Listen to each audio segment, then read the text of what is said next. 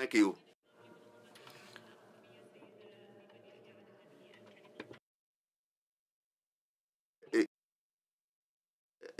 نحن الآن سننتقل إلى اللغة الإنجليزية.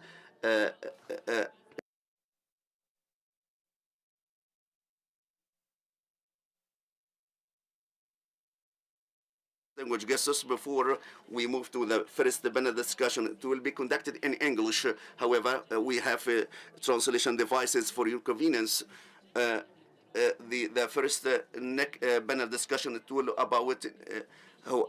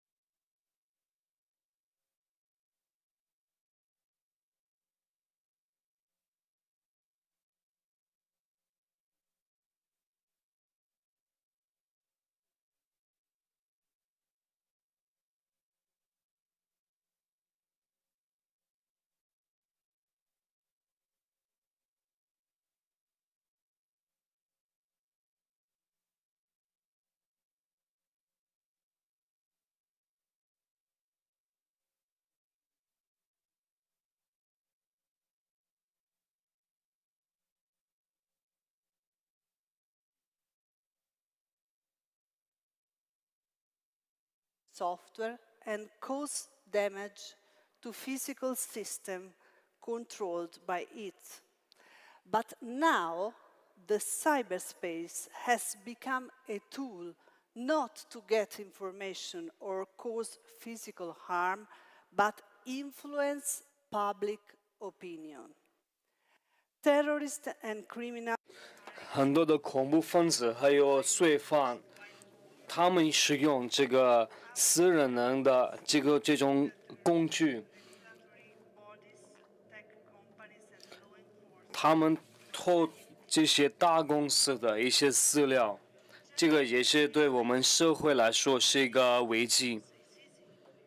我们使用网络很简单，或者做一个假的小事是很简单的一件事情。可是我们使用一种照片，可以代表一个人的情况。我们现在可以做到一个照片跟我们的真实是无关的。这边现在也是有一种的，现在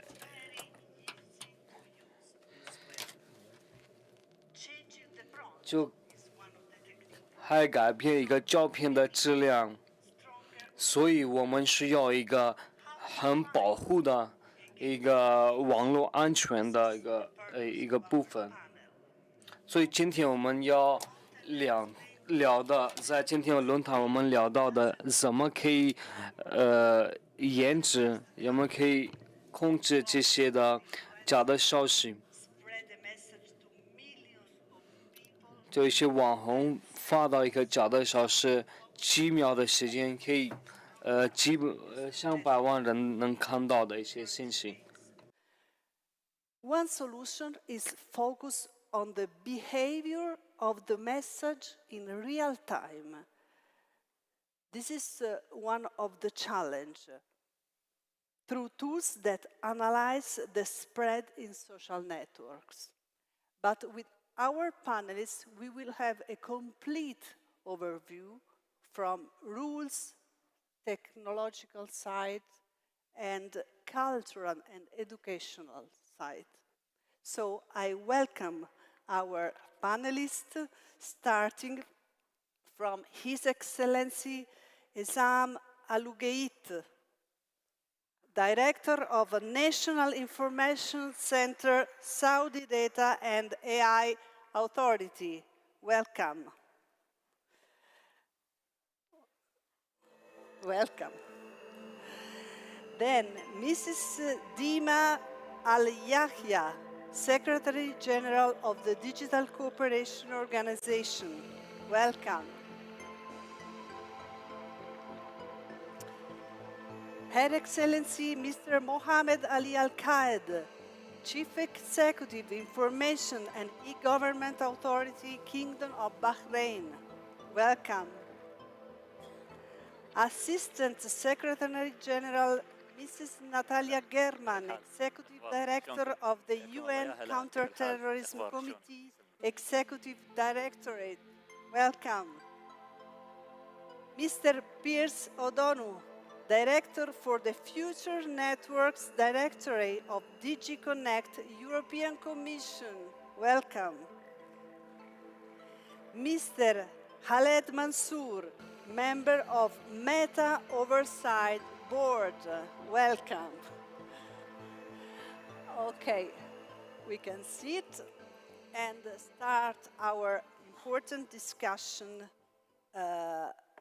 starting from Mrs. Dima Al-Haya.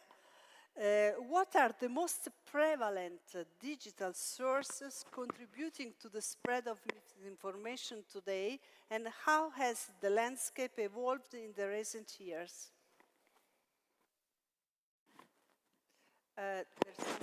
Doesn't work with the mic? No? I can't hear her. You can, let's talk.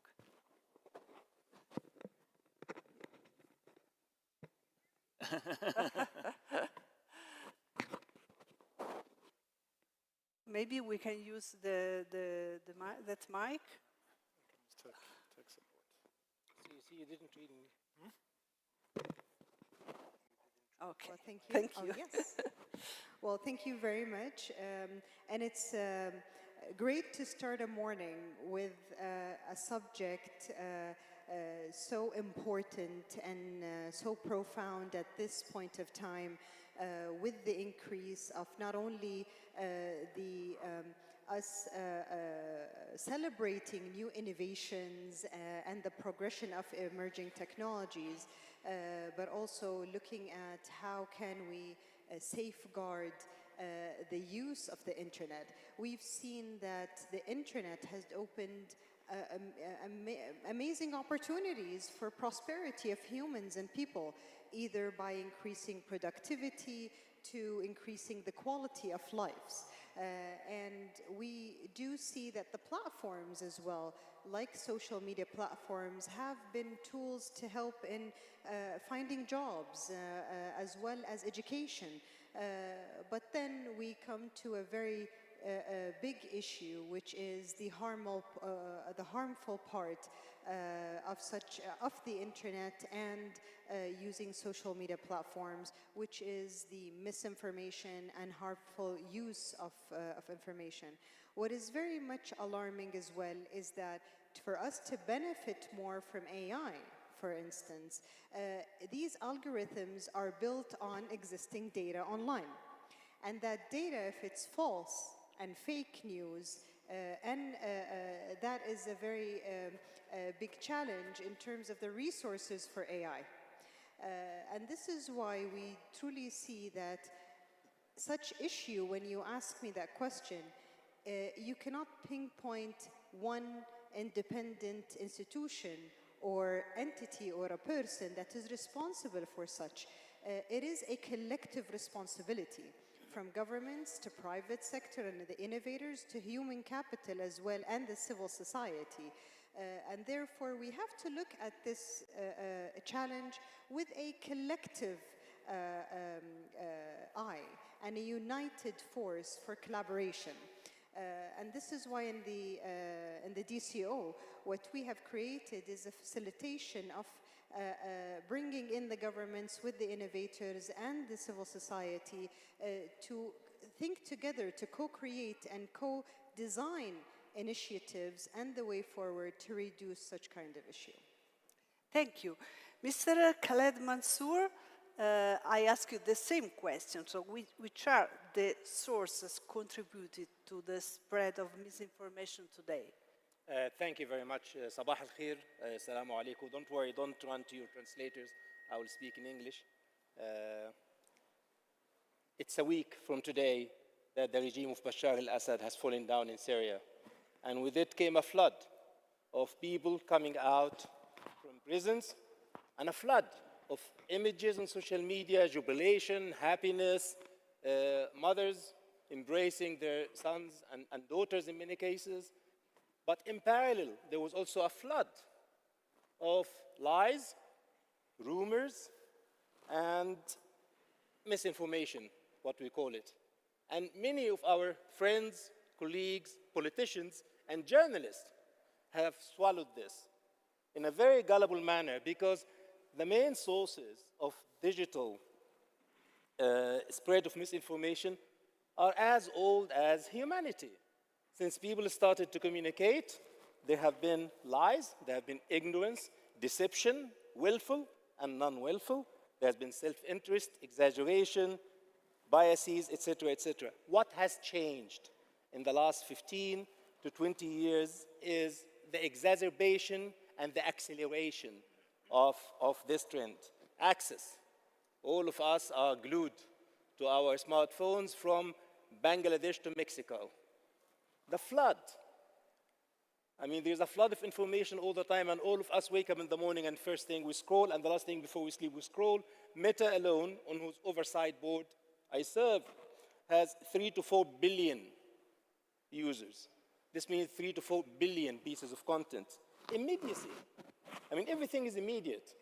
Long time ago in this country, when you write a bad poem and you are bad-mouthing somebody, a month later he will write a poem in return. Or in the New York Times, if you write a bad op-ed, a week later there will be an op-ed. Now it's immediate. There is immediacy, and people don't wait to check and make sure whether the information they are using are misinformation or not. And technology. As the speaker before me speak, the AI technology makes it even much easier to make misinformation look far more believable. And finally, coordinated campaigns by governments, by corporations, for marketing and for insidious and nefarious purposes. So it is important to know what is the source of misinformation if we need to address it and address it well. And I think all of us, in various ways, individuals, governments, corporations, are implicated into this. And the main victim, one of the main victims that we don't really speak about, it's not that we are deceived by misinformation. Over time, the worst and deeper effect is undermining public trust in information we receive from the media or from social media platforms. Everything appears and becomes fake news. Misinformation, I mean, all of us know, was catapulted into our debates, public debates, et cetera, in 2016 in the US because of the elections in the US, and then for all of us because of COVID and the high level of misinformation we all had. There was harm, perceived to be harm to the elections, as well as harm to health. But there is another very important concern that we don't pay attention to, which is the lack of accurate information and good media all around since then. While we are trying to fight misinformation, and I'm trying to conclude here, we have to do this by avoiding censorship in repressive environments while avoiding exacerbating violence, because I started by the flood of happy images from Syria and the flood of misinformation. Misinformation kills. By spreading misinformation in conflict times from Myanmar to Sudan to Syria, this can be murderous. It's very important to think that one of the very reasons of the spread of misinformation is lack of access to accurate information, what is currently called information integrity. Information integrity is in trouble, and accurate information from credible media sources have declined or face tough times due to economic reasons. Users also have mounting challenge to analyze, dissect the flood that we already spoke about, because there's a persistent need to cultivate the critical ability. All my good friends, academics and doctors and politicians who believe a lot of the stuff that's coming from Syria, that's misinformation, they actually also need to cultivate their ability at reading, understanding, and analyzing media much better. Thank you. Okay, thank you. So as we can see, and as I told you in the introduction, is something like if the attacks that before were on infrastructures, now we have in our minds. So it's very important to understand this, that is a sort of war field of battle, this new situation where we are getting in after generative AI introduced this technique that are so fast that you can't make a reasonement on them. So, Mr. Isam Al-Gait, I ask you the same question about the most prevalent digital sources. Sure. So, when we talk about misinformation, we have to understand two things. First of all, how fast it propagates, and second of all, the coverage or the reach of this misinformation. Because let's face it, misinformation has always been there. But before, it used to be within a limited reach, and it used to propagate much, much, much slower. Nowadays, with the internet, with the social media, misinformation propagates much faster and almost everywhere. So let me give you some stats. By a report or by a survey by the UNESCO, 68% of the people say that they get their news from social media. 38% they get it from online messaging, and this is a shocking fact, only 20% they get it from the online media. So it's obvious that the main source for propagating misinformation is the social media. So what is misinformation, or what are the forms of misinformation? I would like to classify it in two parts. The first one is the intentional misinformation, where you have people or groups actively trying to push misinformation. And nowadays, misinformation is not only text, as it used to be before. Nowadays, with the help of AI, and there are a lot of tools, you can generate video and audio. And it is so realistic that the average person cannot realize that this is actually fake. So, with the combination of AI tools and the social media, we have a very dangerous ways of spreading misinformation.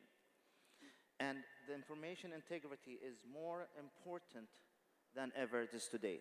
So, if you ask me what is the way to spread misinformation, I would say that the main source of spreading misinformation is the social media and online messaging apps.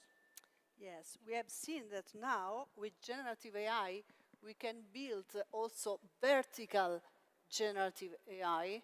And this vertical generative AI, if you go to profile someone, before we could, through social media, profile groups.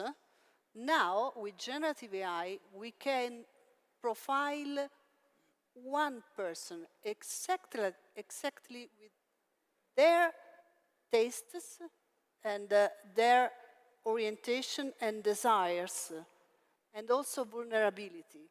So it's like if we have a precision weapon and capability to build very fast, through a bot, for example, an information, a fake information for him. So it's even more and more convincing, and it is what the experts call super persuasion. You cannot persuade someone like we could do before, but super persuasion is just for him. So this is, of course, very important for terrorism, for recruitment of terrorists, and that's why I asked the question to Natalia German, so which are the most prevalent digital sources? Thank you, and good morning, ladies and gentlemen. Great pleasure to be here. And just as Madam Moderator mentioned, I represent a United Nations Security Council counterterrorism entity, and my office is more focused on the spread of terrorist and violent extremist messaging online and offline. However, there are great similarities on how misinformation as well as disinformation and terrorist-related messaging are being created, hosted, and propagated. And in terms of changing landscape, I should say that COVID-19 pandemic led, of course, to a massive rise in people joining the cyberspace. And the sheer numbers of people using internet and social media now is staggering. And we've also seen an explosion in the number of gaming and social media platforms, messaging systems, and online spaces. So in terms of malicious content online, we in the United Nations highlight that unmoderated spaces are major hubs for misinformation and terrorist content. And these are, first of all, social media platforms and messaging systems with deliberately lax content policies. Then there are, of course, small platforms lacking capacity to effectively moderate content and hidden chat rooms and sites. And I also want to draw your attention to the rise of influencers with millions of followers. And when combined with algorithms pushing content, they flooded the social media and messaging services with misinformation and worse content. So we are in a time when just a handful of people can seed widespread misinformation. And two trends we in CTED, Counterterrorism Executive Directorate, have noted while assessing the member states' capacities to prevent and counter terrorism, and they are ironically at the opposite ends of the technology spectrum. On the one hand, in dialogue with the member states, we have seen the ever-increasing use of new technologies like chatbots, generative AI, and other AI-powered tools to generate and spread terrorist-related content and other malicious messaging. And this has, by the way, led to the creation of credible avatars and also deepfake video and audio used for criminal purposes and for the spread of misinformation and also to incite violence. And on the other hand, we have seen an uptick in so-called old-fashioned technologies like the use of terrorist-operated websites and human support networks to help spread messages to followers across diverse platforms. And these methods rely on hiding content in hard-to-find channels very often, and also delivering it to selected audiences. But in both cases, detection, tracking, and countering the spread of harmful content is posing to the governments, to the member states, and to all professionals ever-increasing challenges. Thank you. Thank you. Mr. Mohammed Ali Al-Qaed, same question, on the most prevalent digital sources. Bismillah ar-Rahman ar-Rahim. It's a great pleasure to be here on this fantastic event, and I would like to congratulate the Digital Government Authority for organizing this and for inviting me to be part of this distinguished panelist. Of course, the technological advancements, being the infrastructure or the connectivity and social media platforms, and the speed of spreading information change the behavior of the society. And many people, instead of going for the information in the traditional media, they use the new channels. I think due to the fact that, you know, and the behavior of people, they cannot wait. They want, you know, instant news to be there. I recall, you know, once there was a news which was aired, and somebody called me and said, "You don't know what's going on, you know?" And I said, what's there? They said, "You know, this and this happened." And then I told them, and when I looked at it, it was aired maybe 30 minutes ago. So I was late for 30 minutes gap. That, I think, and the reaction of the traditional media and the governments to this change of the behavior and the way that the people are dealing with the news, I think, created this kind of a new way of spreading the misinformation, because everybody became a producer. And new creators, you know, being social media activists or many others, became the new producers of the information. The technologies, you know, attributed into that, for example, the algorithms used by the social media that, you know, make the information which is more clickable or more sensational to come on top. I think that's maybe one reason for the misinformation. And the other thing is the you know, the more that the people try to distinguish between the fake and the true information, deep fake and AI, you know, create more sophisticated content. And of course, the encryptions of the social media platforms make it more difficult, because you don't know, you cannot control and who's spreading what kind of information. It's between people themselves. The societal and psychological side of it, of course, that, you know, many people, whenever they receive an information, that's for them is the absolute truth, and then it's very difficult for you to try to, you know, navigate it, negate it, or, you know, take the opposite. So it's easier to convince, but it's more difficult to change that mind. And of course, when the messages comes from your friends and from your network, again, it's more credible for you. So that's another reason. And then the fear and emotions usually spread more often. And economical side, that, you know, the anything that spreads more and more clickable, people will try to spread that information to get more followers, and sometimes to monetize that content. So that's, I think, in a summary, I think, what happened to change the behaviors of the society. Yes, it's very important, this point, that once you convince someone, it's very difficult to make he come back. So you have to act against misinformation and disinformation. You have to act before with different, of course, different methods, and take the problem from different points of view. That's why I asked the same question to Mr. Pierce O'Donoghue, and how the rules work for this, and how they can change, because it's a technology change so fast that how can the rule follow the speed? Thank you. Yes. Is this working? I can't hear you now. Can you hear me? No. Maybe Somebody turn me on. we can, yes, we can get in we can the hear me mic. now. Sorry. Okay. Thank you. And thank you very much for the invitation here. It's a privilege to speak. We've already heard several insightful answers, so I would perhaps complement that, taking a slightly different approach, which is to identify the most prevalent sources. The first thing is to say that it's simply the volume, the number of different sources that exist that themselves contribute as a whole to the existence and prevalence of misinformation.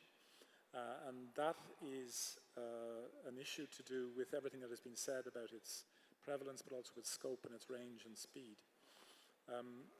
The second point is that we do, at some point, have to make a distinction between misinformation and disinformation. But it is the existence of disinformation, which is targeted, untrue statements, facts, even now videos with AI support, to actually mislead the public or individuals, that when in some cases that is so obvious that a lot of users are unaware of the more benign but nevertheless nefarious misinformation, which is affecting their choices, which is affecting their daily lives. So we do have to accept that the most prevalent sources are the social media platforms. But I would say they're particularly those platforms which are not sufficiently moderated, do not have sufficient safeguards in place in order to identify for, or in some cases prevent misinformation. And that is really the role when you ask me about rules, is that we have to see what is it that can be done to guide the industry. What is it that can be done to protect the user, but of course allowing the user to choose.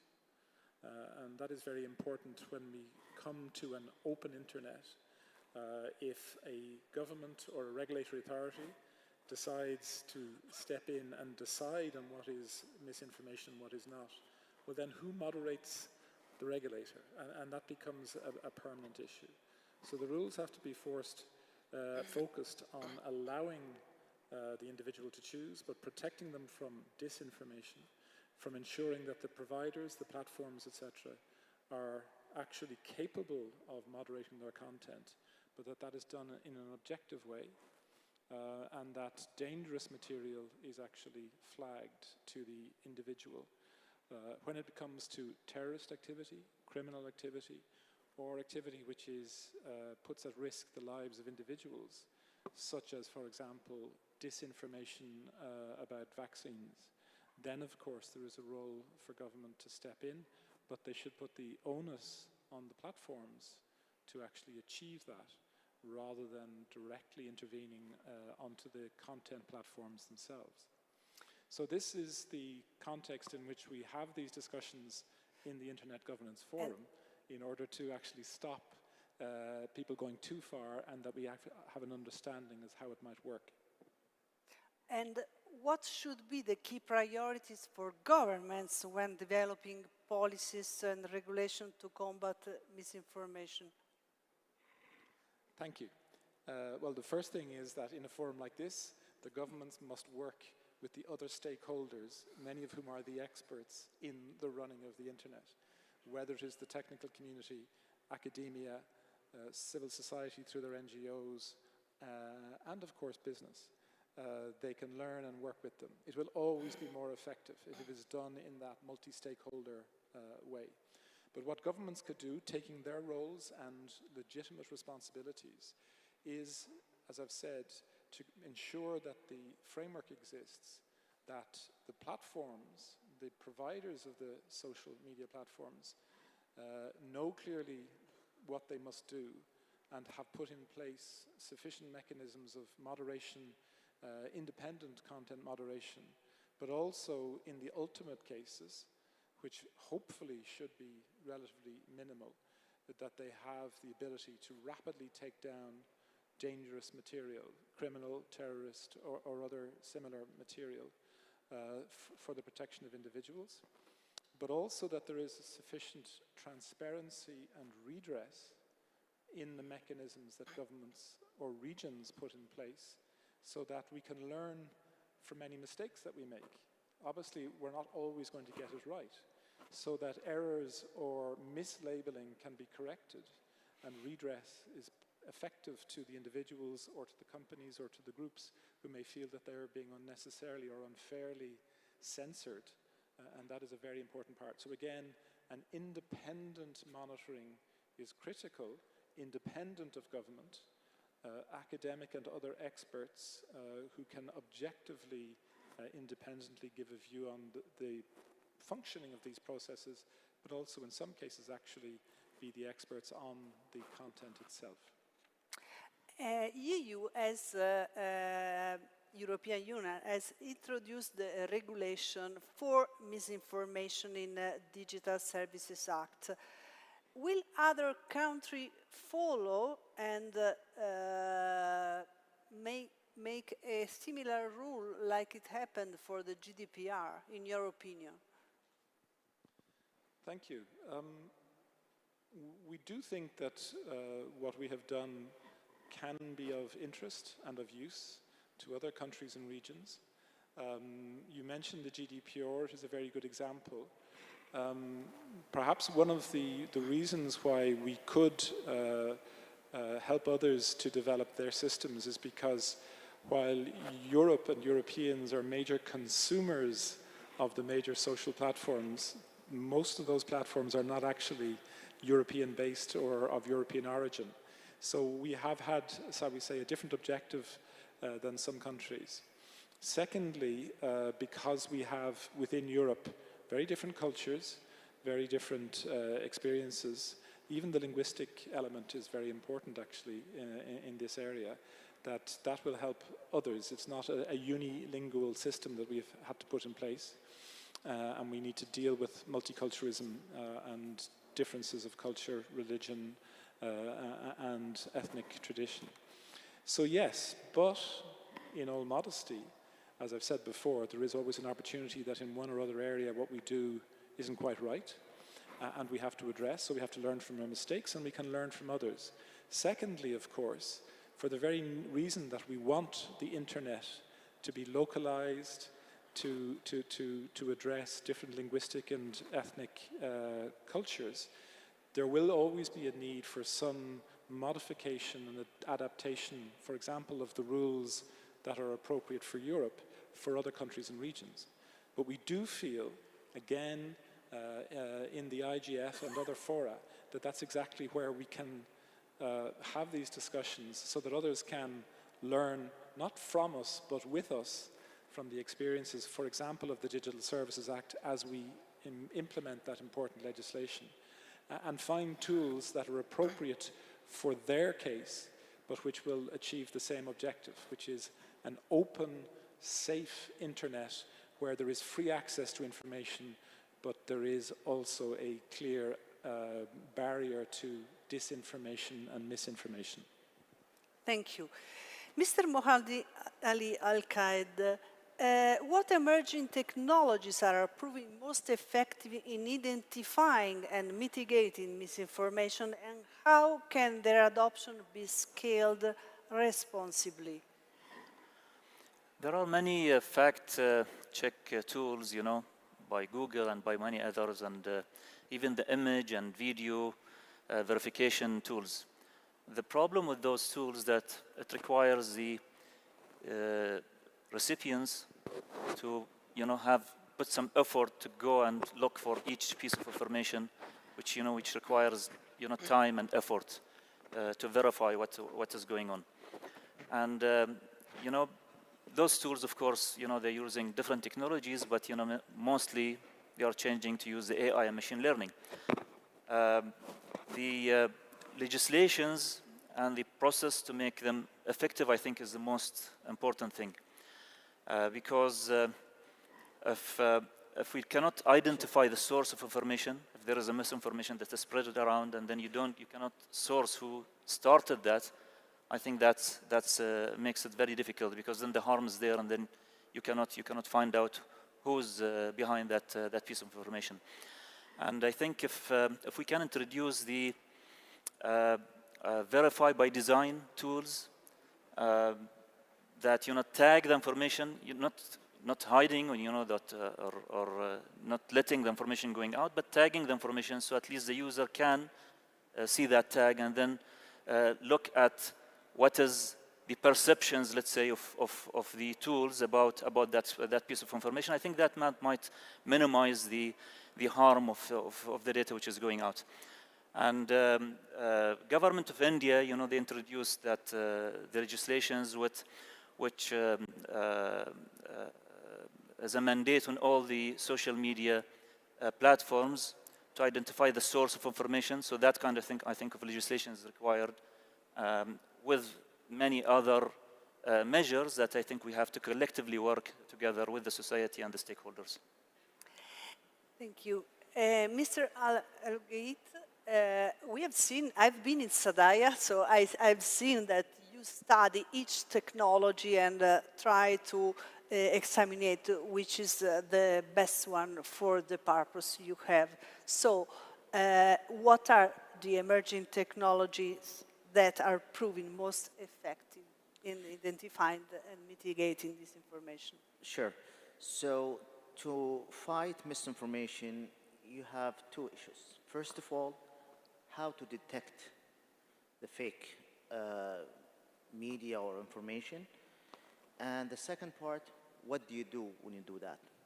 So detecting misinformation, there are a lot of technologies, and we have the case of fighting fire with fire. So if AI is used to generate misinformation, then you have AI tools to detect those content. For example, we have machine learning and NLPs that could analyze the linguistic patterns and detect the manipulated text. There are AI tools to analyze video and audio to detect, for example, the pitch of the sound or the facial movement and so on, to detect the fake generated content by AI. So that's detecting it.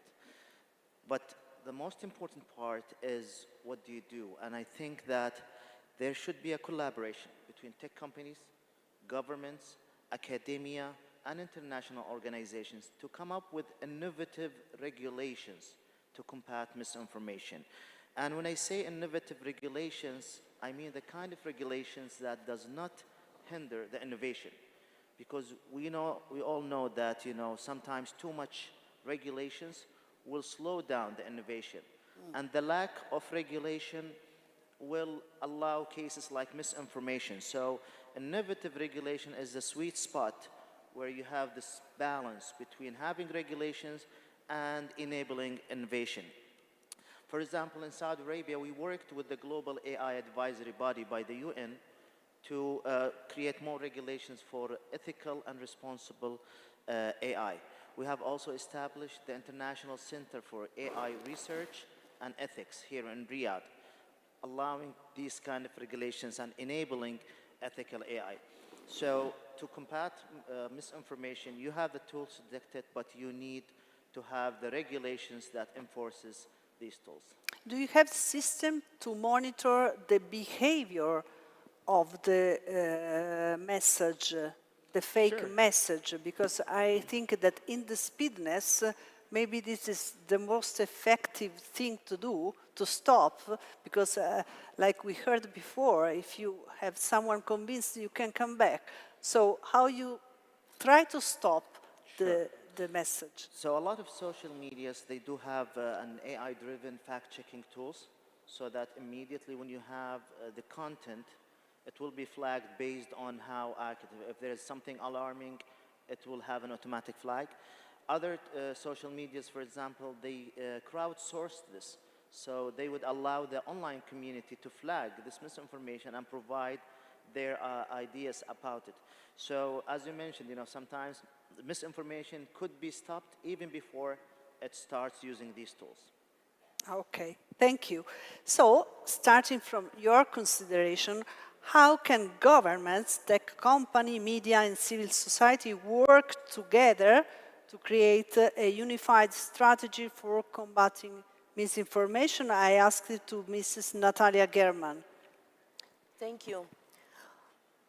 I believe that one way governments, tech companies, media, and civil society can work together is to use international mechanisms such as Internet Governance Forum for such purpose. And we have this week a fantastic opportunity here in Riyadh to put our heads together and to develop a unified strategy.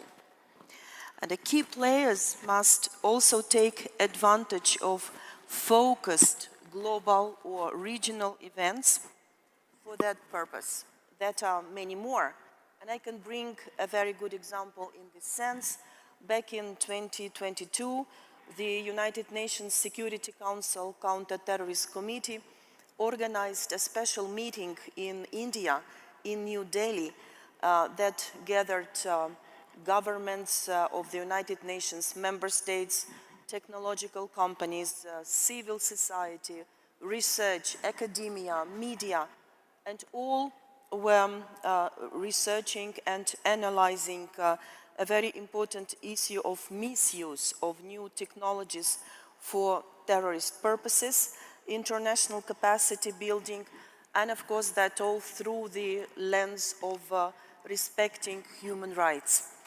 And the outcome of that meeting was the Delhi Declaration, which led to the development of the so-called non-binding guiding principles for all United Nations member states on new payment technologies, unmanned aircraft systems, and of course, information and communication technologies. My office, CITAD, was tasked with the development of the drafts of those non-binding principles. We had to work and collaborate with more than 100 partners from the governmental sector, civil society, academia, and of course we've learned a great number and a host of good practices, lessons learned, and effective operational measures. So some of the ideas and suggestions that were put forward by our partners included ways to counter mis- and disinformation through digital and media literacy campaigns that still remains extremely relevant, teaching critical thinking skills, and building resilience at all levels of society to violent extremism and to terrorist messages. So there were also suggestions to develop guidelines for strategic communications and counter-messaging algorithms, as well as developing cross-platform reporting mechanisms. And similar efforts, both global but also focused fora and platforms, do help to build consensus and trust among relevant stakeholders. And of course, our aim should be the development of an operational plan to combat misinformation globally. So the United Nations Security Council, as always, took the lead and highlighted the need to develop public-private partnerships through voluntary cooperation to address the exploitation of information communication technologies in no less than 6 resolutions on counterterrorism since 2017. And in the United Nations, we are increasingly consolidating our cooperation with such partners as Tech Against Terrorism, the Christchurch Call, and the industry-led Global Internet Forum to Counter Terrorism. And there are many more other good examples on private and public partnerships. So the key actors could draw on the playbook for countering terrorism narratives online, as laid, as I said, in the Security Council relevant resolutions, and also in the comprehensive international framework to counter terrorism narratives. And this framework that the United Nations offers to all member states in the world lays measures states could take to include legal and law enforcement measures, cross-sector collaborations, and the development of strategic communications, among other things. Thank you. Thank you very much. Mr. Khaled Mansour, we have also seen that there are some protocols that are we are trying to build, like the C2PA or others. Do they work, or, in your opinion, how can we cooperate? Thank you, Barbara. Let me just take 2 steps back, since I'm the only member of this panel who doesn't represent a government or a multilateral organization. Let me take a different track at how we can have strategies to counter misinformation. Firstly, I don't think we have to have a unified strategy. I think we are different actors, all of us. Governments have their own responsibilities. Every actor has its own interests, its own set of interests and priorities. Global regimes are not necessarily the only solution. Global transparency, a venue like that, a forum like that, is a step on the right direction where we speak to each other but hold each other accountable. Because at the end of the day, we come from different frameworks.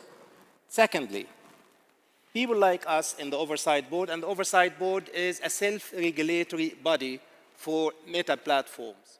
So we are independent funded by an irrevocable trust from Meta. We can tell Meta to remove content or to return content that they removed, and we give them advice. Our guiding principle doesn't start from safety and protection, it starts from freedom of expression. That's a different approach to misinformation.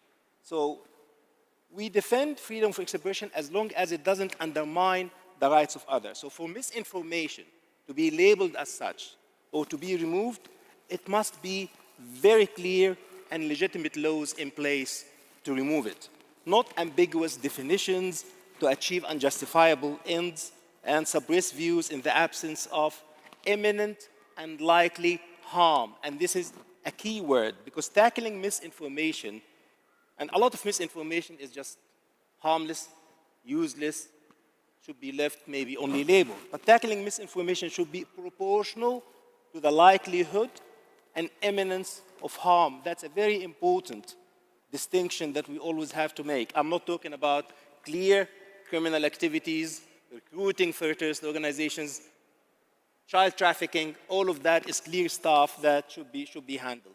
Because we have to admit there is a balance that we need to make between allowing people to express their views freely and protecting users from harm.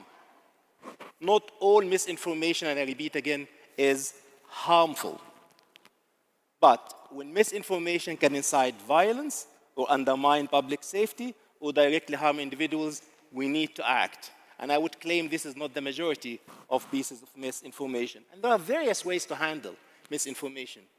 Removal is not necessarily the best way to approach it. For example, earlier this year, the Oversight Board, we told Meta to leave content in place with a manipulated video of President Biden.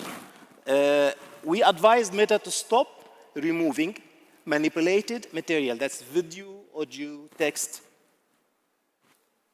which is manipulated by AI or otherwise, unless the content clearly violates policies. Again, pornography, child trafficking, terrorist activities, etc., or violates the human rights.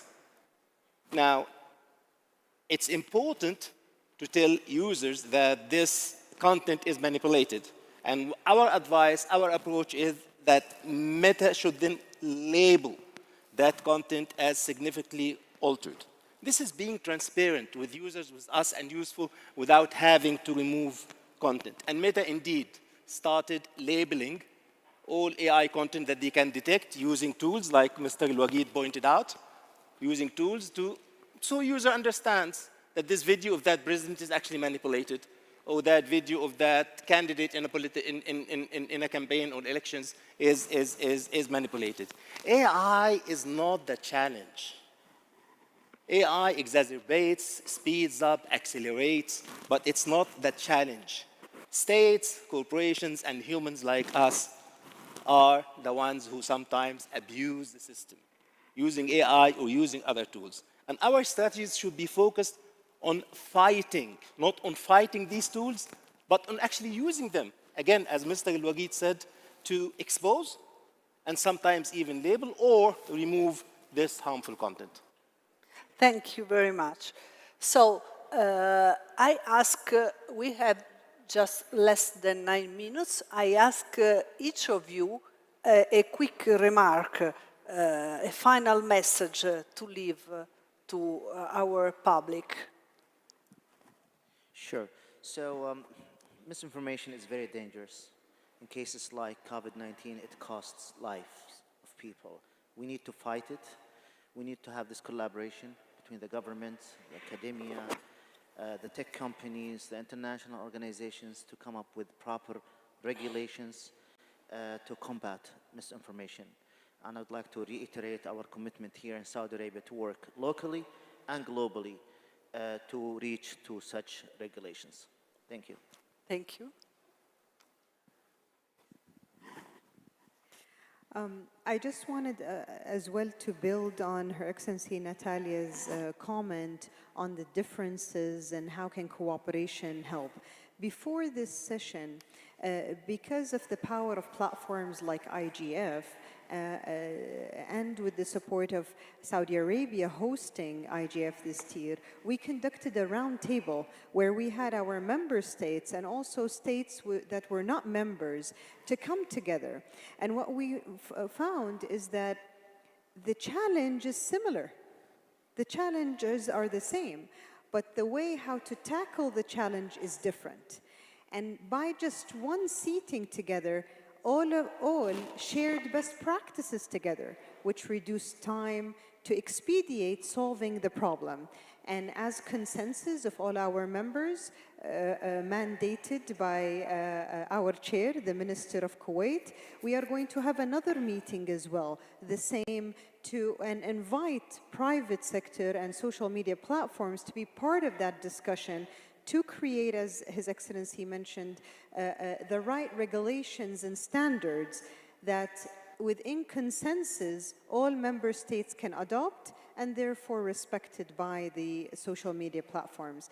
My message is, let's continue cooperating, and we have to act now, but in a way where we put hands in hands rather than working independently and in silos. Thank you. Thank you. I just wanted to highlight that, not everything is negative with the technologies and what's going on. The technologies allowed, the globe to come closer and, having a similar information on the right time. So, having a common ground between everybody. But usually, the governments and the society reacts to the misinformation only those that are, spread most or having a higher impact. The problem that the misinformation which goes into smaller groups that doesn't spread so much in smaller societies or smaller groups, that nobody is, taking care of, where it could build to a deeper beliefs on those people and making it much difficult and maybe in the future causing a bigger problems. I think that we have to address. The other thing that, countries alone or smaller countries, they have a less influence on companies, tech companies.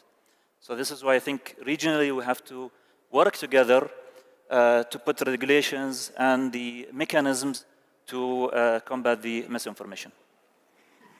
Thank you. Thank you. And I would like to reiterate that the threat posed by misinformation, but also by terrorist and violent extremism narratives is rapidly evolving. So should the response by the states and all different stakeholders. And the states, of course, have to be technologically agile to understand the nature of the threat and to counter that. But this approach should involve all of the society. It has to be government, civil society, non-governmental partners, academia, research, and the private sector. Only in this case we will be successful. And I also want to draw our attention to sometimes unintended consequences of the effort to counter both terrorism narratives and misinformation, particularly when it comes to human rights, freedom of expression, freedom of opinion, also journalism and privacy. And the human rights cannot be compromised. Solutions for the spread of misinformation, illicit content online must be grounded in a shared commitment to human rights principles. Thank you. Thank you. Thank you. Well, if I may be so bold as to talk in terms of principles, which we have heard here today on the panel. The first is the protection of the individual, which we must strive to achieve. But the second is the preservation of freedom of speech. And there are times when those two first principles can be perceived to be in conflict. But it's particularly in the mechanism or the weight of the procedures that we put in place to protect the individual, which can, if misused, actually hinder and block the freedom of speech. And blocking freedom of speech, freedom of expression, is itself harmful to the individual as it is harmful to society. So that's why we have to get it right. So the issue of accountability, a principle, the principle of transparency are critical to achieving the right balance in tackling misinformation. I do agree that not all misinformation can be classified as bad, and that we therefore need a gradual response, and of course we preserve our most direct and intrusive measures for those content which is clearly supporting terrorist, criminal or other dangerous philosophies or content. With that in mind, cooperation is therefore the way of doing things. I do agree that individual countries cannot achieve the same as regions can, and that is one of the reasons why the European Union has acted, and we are very keen to discuss and share in the recognition of diversity with other regions who may seek to achieve the same objectives. And that is bringing me to my last principle, which is that it's not just freedom of expression, it is the open internet, which is available to all, which is of great importance to economies and societies throughout the world, which we are here to seek to preserve and develop. Thank you. Thank you. Thank you very much, Barbara. I think we spoke a lot about misinformation, how to define it, how to counter it, how to deal with it. Let me conclude by talking about good information. Because supporting good information, accurate media, credible exchange of information is paramount if we are to counter misinformation root causes. And this should be our major objectives as governments, as the tech industry, which is not represented on this panel, and as civil society and content moderators. Because we have to submit that there is a fine balance, as Pierce just pointed out. There is a fine balance that we have to make between respecting and supporting freedom of expression and human rights and accurate information on the one hand, and how to address harmful, and I underline harmful, eminently unlikely harmful misinformation on the other hand. And in reaching a good, fine balance between these two overriding objectives lies the challenge that we all face, even if we have different roads to reaching our objective. Thank you.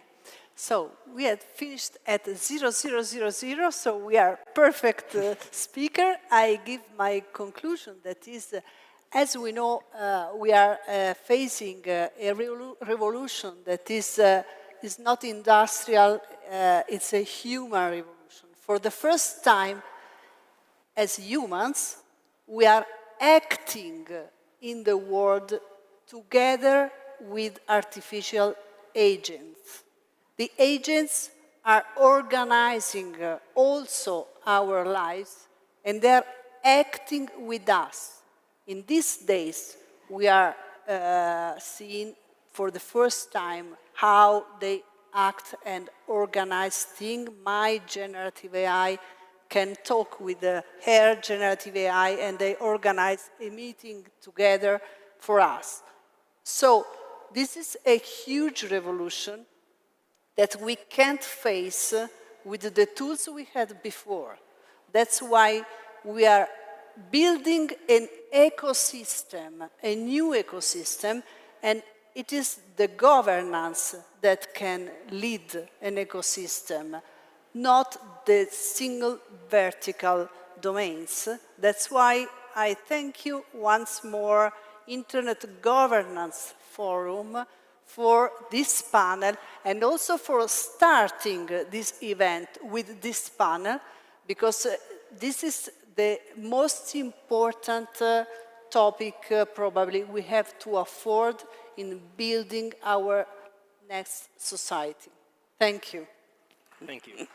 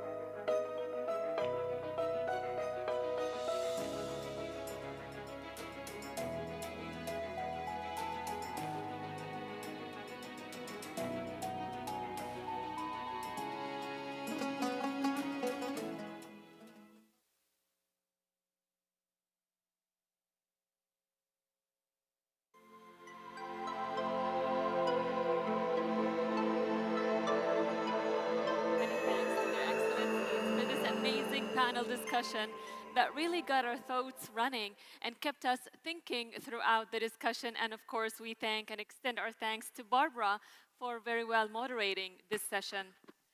أصحاب السمو أصحاب Royal Highnesses, distinguished guests, the development of digital competence is considered a vital rule for the optimizing the digital resources and to fill the gaps, digital gaps.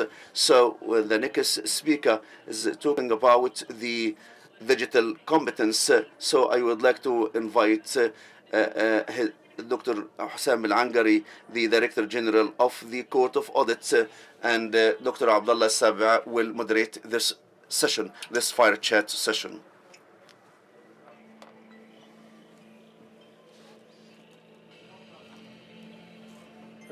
إذا حبيت خلينا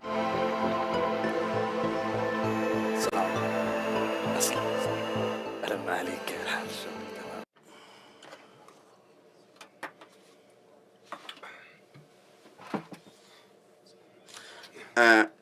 Good morning, and I would like to thank you. Technology has become part and parcel of our life, and it's a part of daily multiple aspects of our life.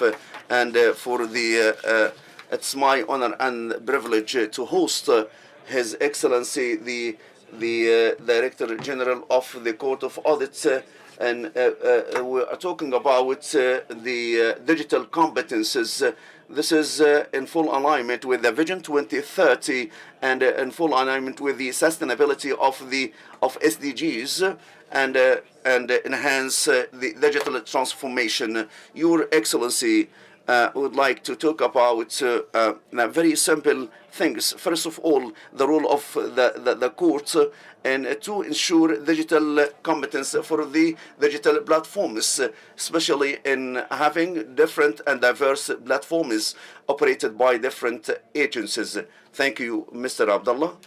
I'm so privileged to be with you at this digital government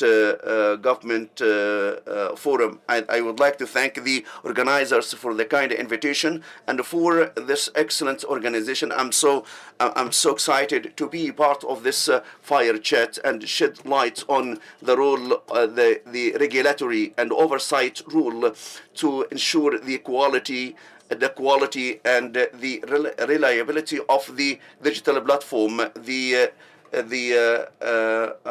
Our agency is mainly concerned to oversee the platforms, digital platforms, and this rule, no doubt, is considered a vital one. And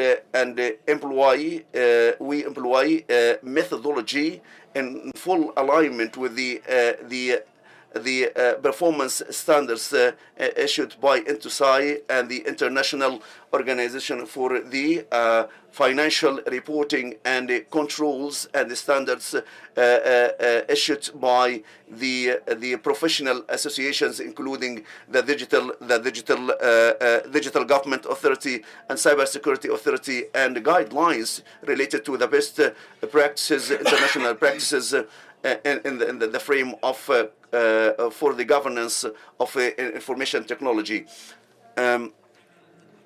The General Audit for Auditing Court is focusing on monitoring the functions of these systems and platforms, digital platforms, on three major principles, including the cost efficiency,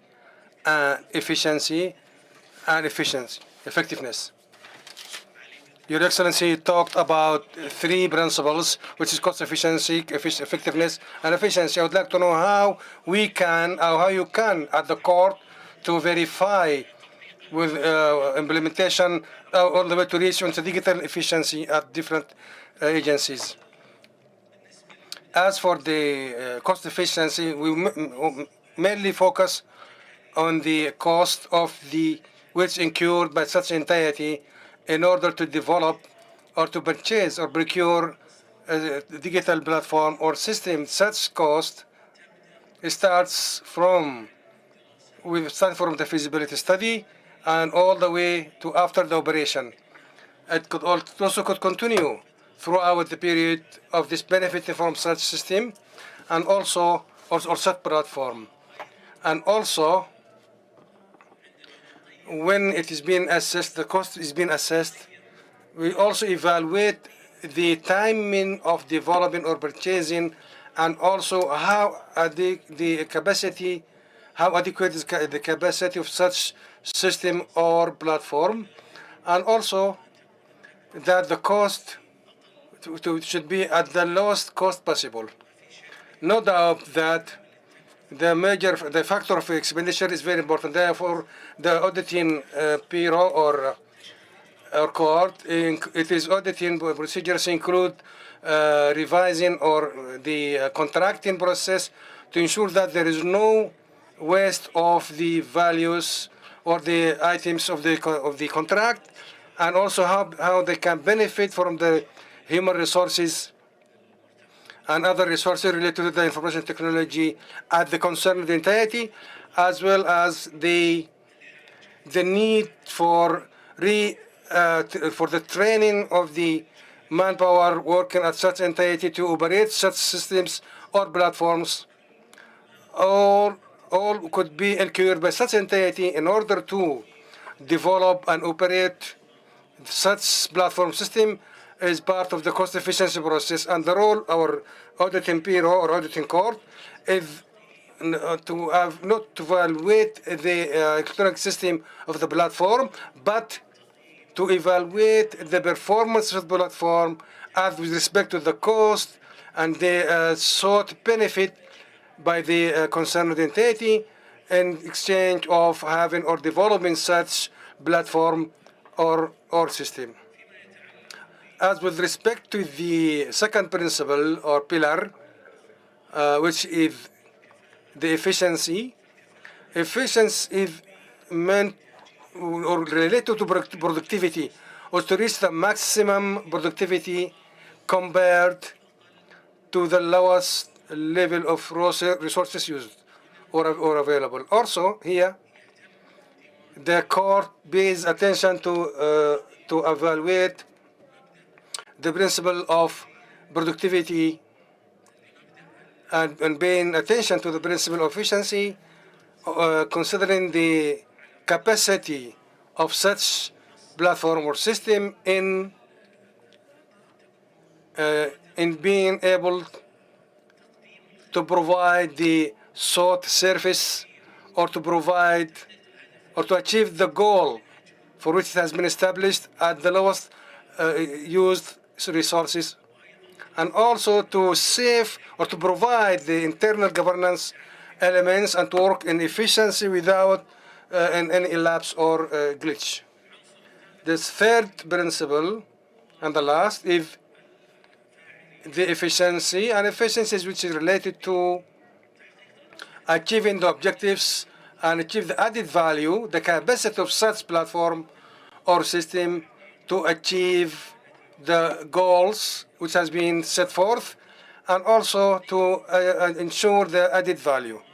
And the court here is seeking or pursuing to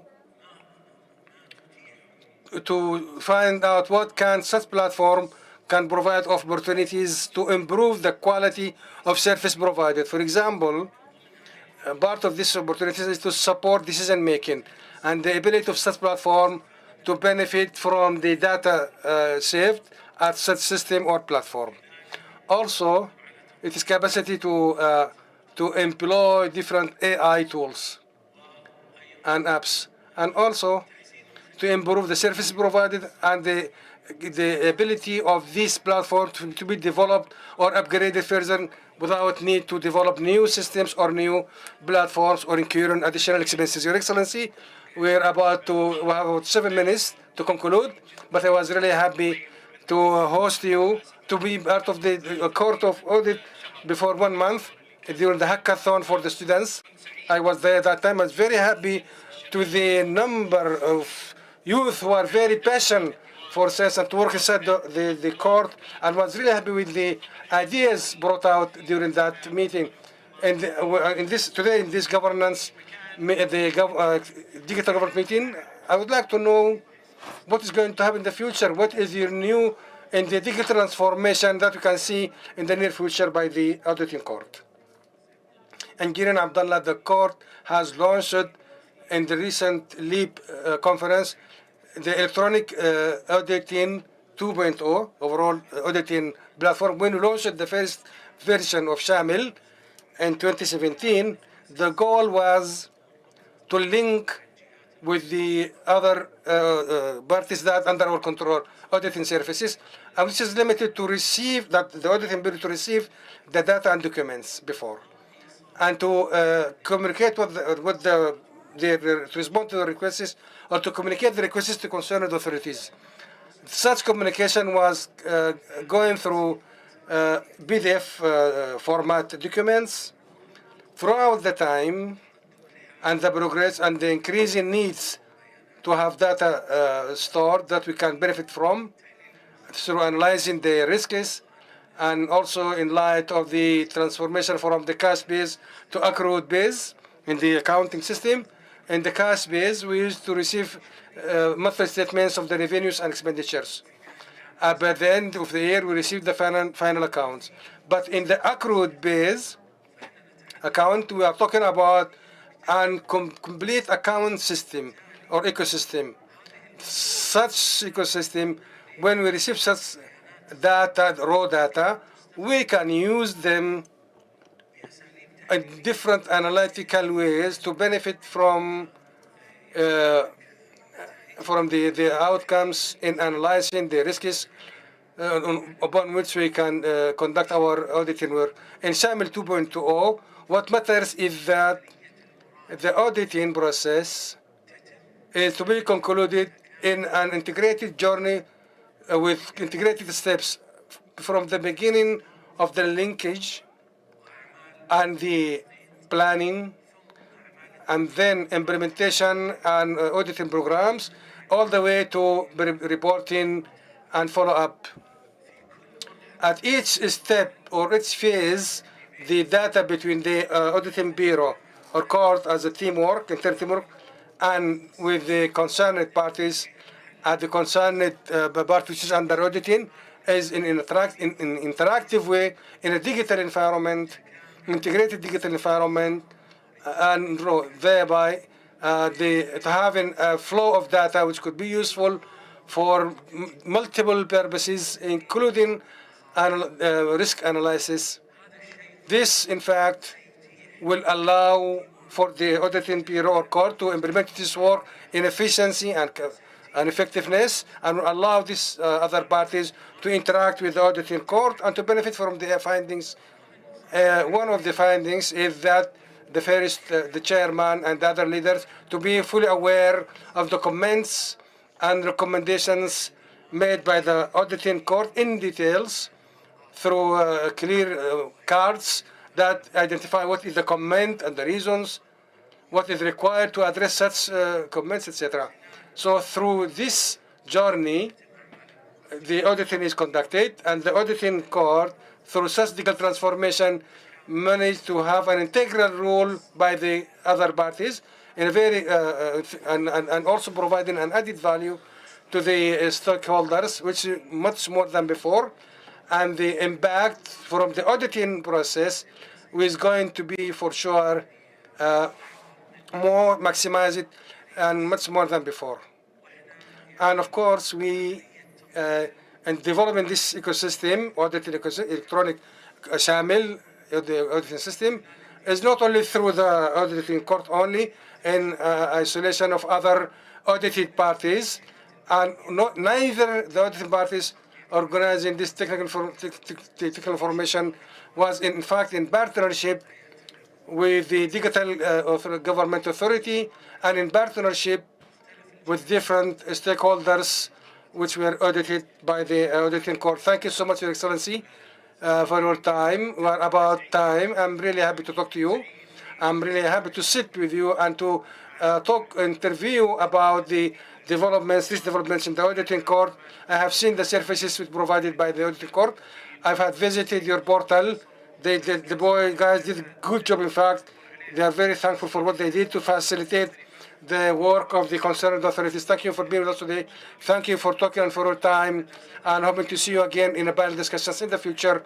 Thank you so much. We're going to listen more about your achievements and your successes. All the best, Your Excellency. Thank you, Engineer Abdullah. I would like to thank you also, all the organizers of this forum. Thank you so much, sir. All the best.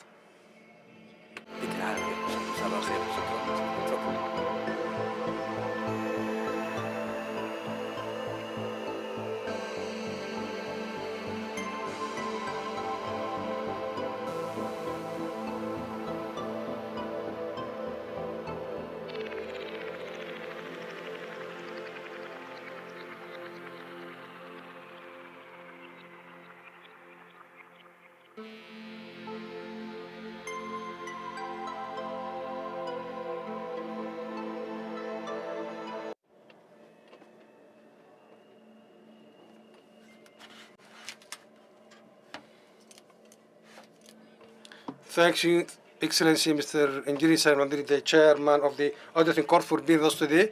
And we're really happy for this dialogue managed by Mr.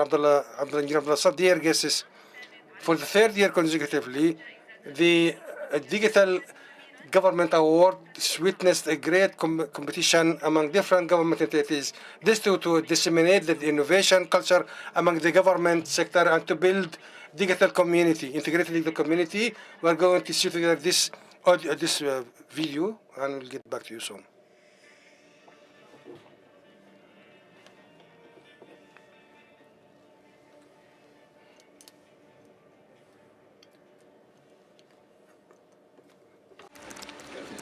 ما شاء الله اجتهاد ومنافسة وابتكار.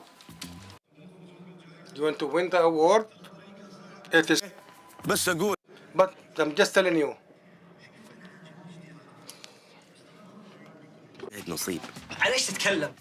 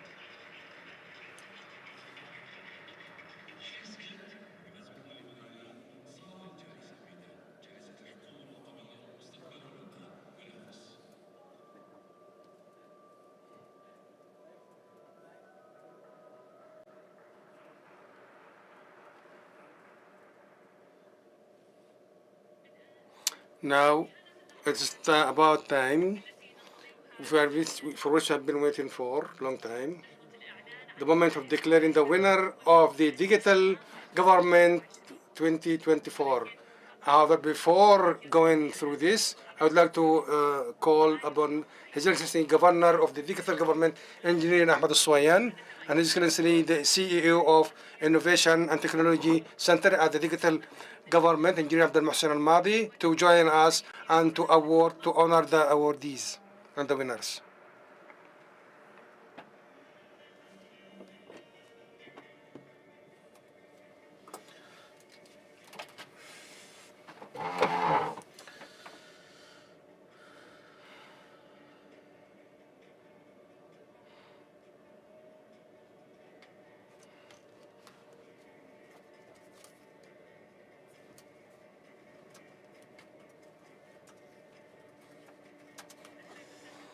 You are most welcome, Your Excellency.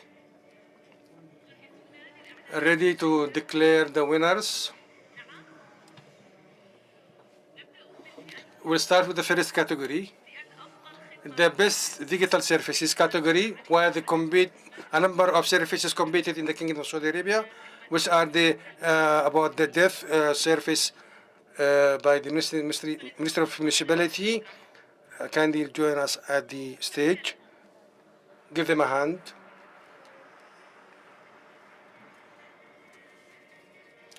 The funeral services very distinguished services provided by the Ministry of Municipalities and Housing to serve the services, the services, very distinguished services. Congratulations.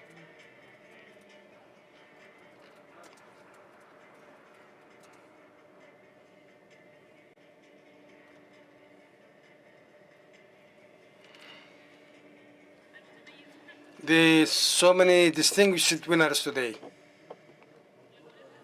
And the competition is fierce on these awards. An excellence certificate for serving the funerals by the Ministry of Municipality and Housing by the Digital Government Authority. Congratulations for your success and excellence. The second excellent service by the Department of Public Security and about the plate numbers for the vehicles. The plate numbers service for the vehicles. The transferring of the plate number for the vehicles, easy and accessible service for the beneficiaries, provided by the Department of Public Security, Directorate of Public Security. Congratulations. Second service by the Zakat Tax and Customs Authority, the automation of issuing customs cards. Heartfelt congratulations. Heartfelt congratulations.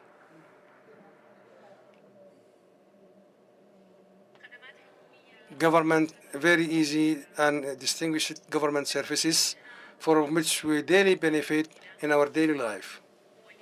And today, the different entities were honored for such services by the digital government entities. Tax, Customs, and Zakat Authority provided automation of the customs card. Congratulations for such excellent work.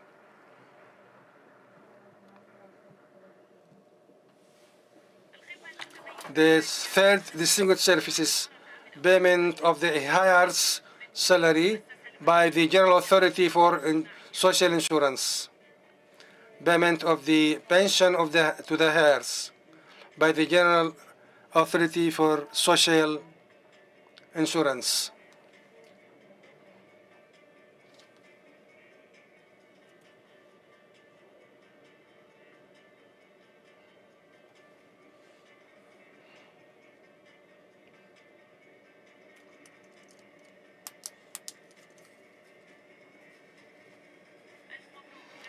Congratulations.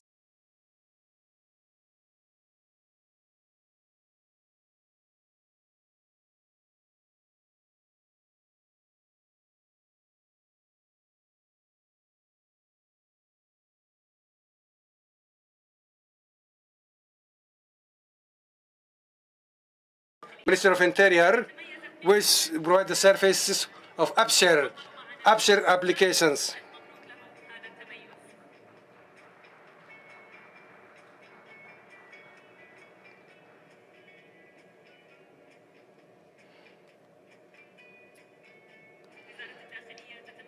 Minister of Interior is distinguished this year with us. The best initiative of the digital inclusiveness. 5 entities are distinguished with their accomplishments this year. The winner and the winner is one party, one entity. But of course, we do not have any losers today. Anyone who strive and worked hard is a winner, for sure.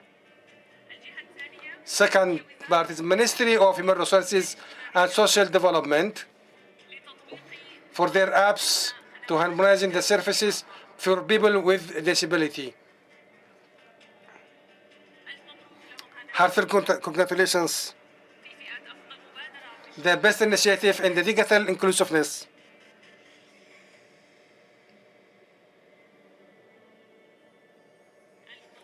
Heartfelt congratulations.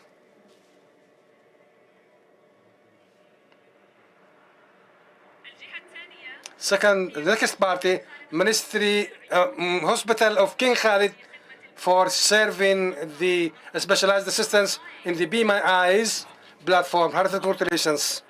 kindly join us at the stage. King Khalid Hospital for Be My Eye service for the specialized assistance for the patients of eye patients.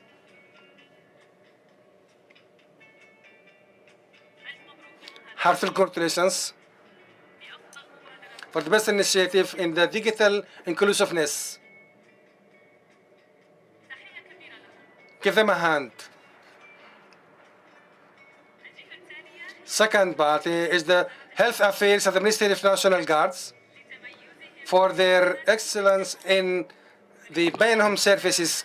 Kindly join us at the stage and heartfelt congratulations for your success.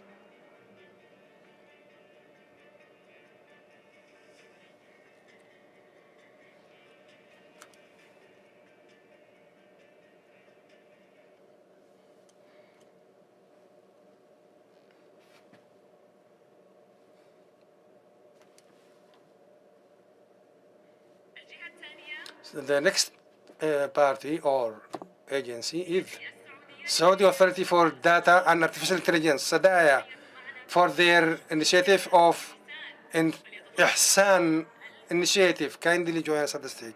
Heartfelt congratulations for their Ihsan app.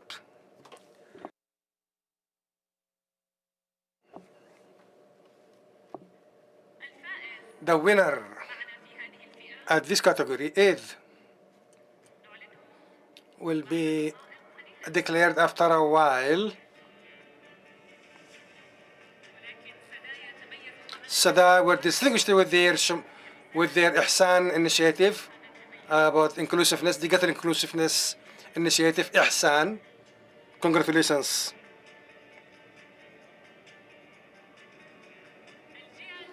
The winner is Abshir Apps by Mr. Interior. Heartfelt congratulations. Abshir Apps application. Heartfelt congratulations to Mr. Interior. Kindly join us again at the stage. Heartfelt congratulations.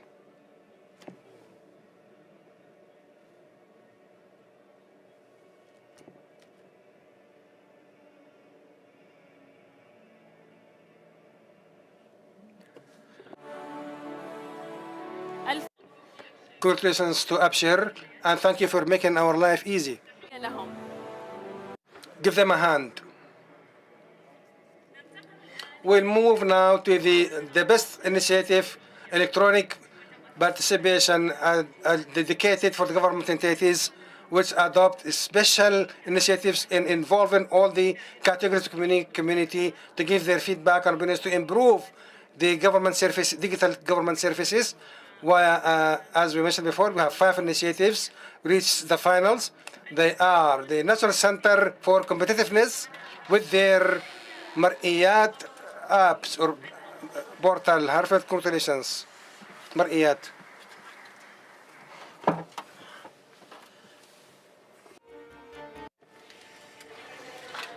This is the National Center for Competitiveness with the platform of insights or Mar'iyat.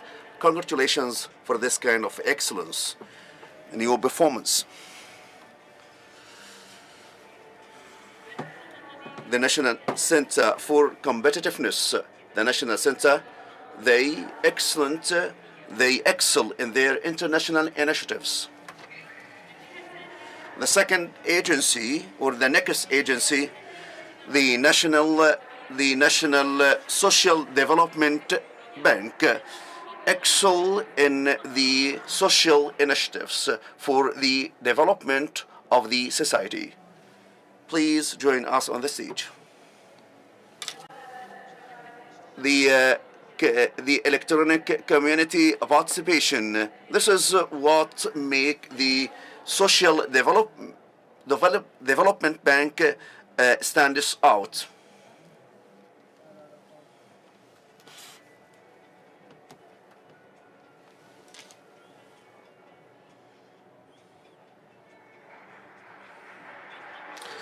Congratulations. The next agency, the National Center of the Government Resources, with the enhancing user experience. So please join us on the stage for recognition. The National Center of the Government Resources for the lab of the user experience. I'd like to congratulate you for this kind of excellence.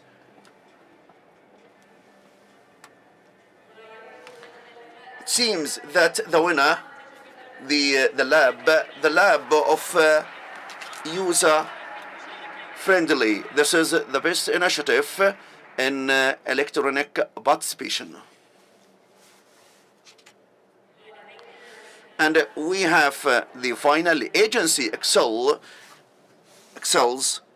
in this regard, which the Minister of Interior for Abshire Challenge. I'd like to congratulate you for this excellent electronic participation.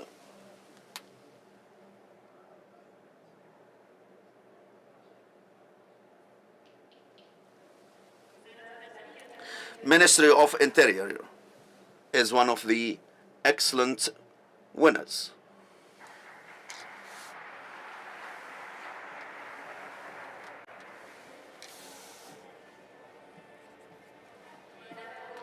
And we invite an next agency and to be honored, which is Asir Development Authority.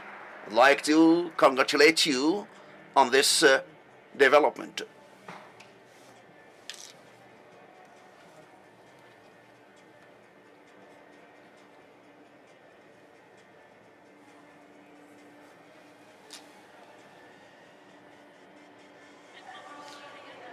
Congratulations to Asir Development Authority.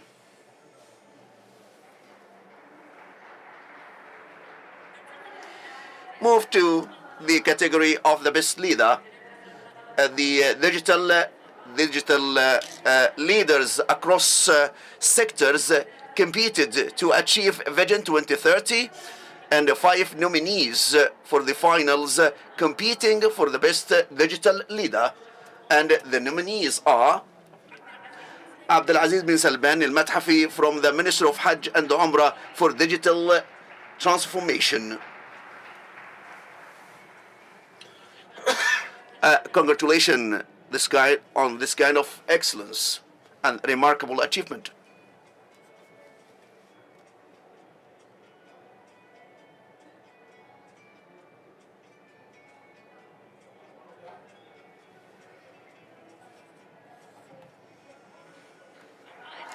The next leader, Saleh bin Saleh Sabbah, the CEO of Tawakkalna, for the congratulations from Sadaya.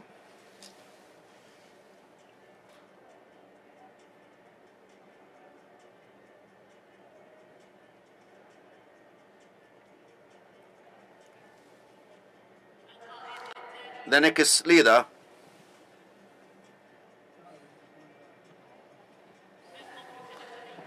congratulations. The next leader, Ahmed bin Mohammed Al Amran, the Assistant Governor of Information Technology for Social Insurance Organization. Thank you for leading the digital transformation in your organization. The Assistant Governor for IT in Social Insurance, he is honored being an excellent digital leader. The next leader, Salman bin Mohammed Al-Atibi, Deputy Minister of Justice for Planning and Development. Congratulations for Mr. Salman Al-Atibi, Deputy Minister of Justice for Development and Planning, for your excellence, for being excellent as a digital transformation leader.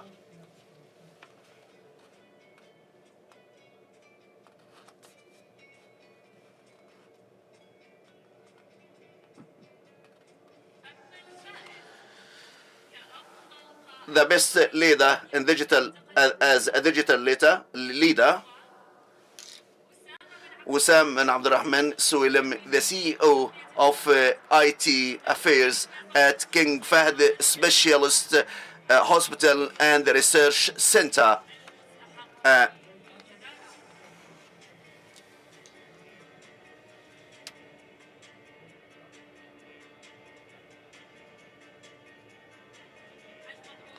Thank you, Mr. Osama bin Abdurrahman Suileh. This kind of excellence as the best digital leader, the head of IT department at King Faisal Specialist Hospital and Research Center. I would like to congratulate the winners and the nominees, and then we move to the best promising employee, and we have a competition across different government sectors to build the digital government entities. And we'll start with the Saudi Food and Drug Authority, Nihal Suaidan. Thank you and congratulations for this kind of excellence. The best promising employee, Nahal Suaidan, she excels from Saudi Food and Drug Authority. Congratulations.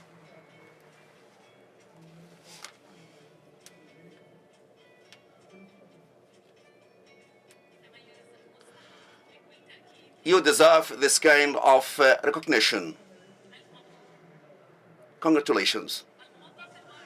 The next promising employee from the General Irrigation Authority,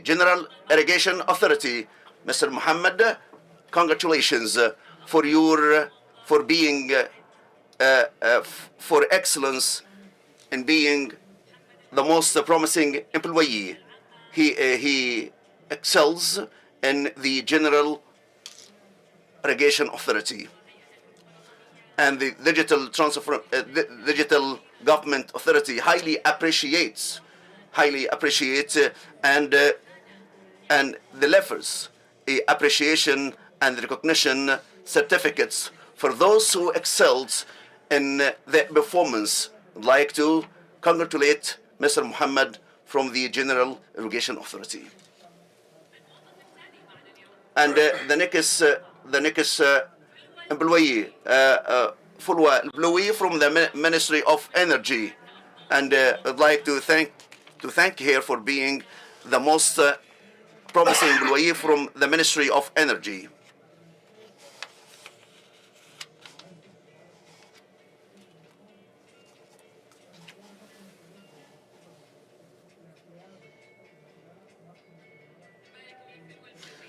Floa El Bloui from the Ministry of Energy for being awarded a excellence certificate. The next employee from from Nazaha, Mr. Abdulaziz Habani, Mr. Anti-Corruption Oversight Authority, Nazaha. Mr. Abdulaziz, please join us on the stage.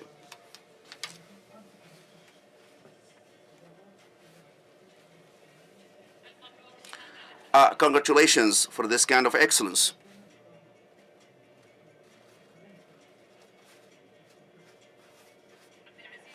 Mr. Abdulaziz Sahabani from Nazaha.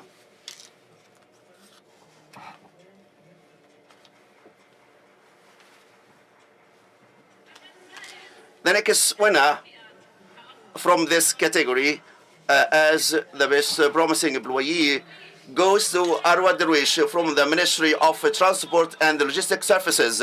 Congratulations. Congratulations to Arwa Darwish. She deserves this kind of recognition from the Ministry of Transport and Logistics Services.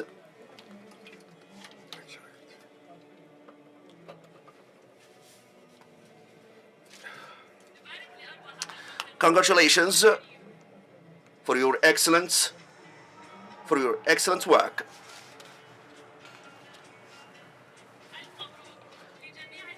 And we congratulate all winners today. Thank you, Your Excellencies, for honoring and recognizing the winners.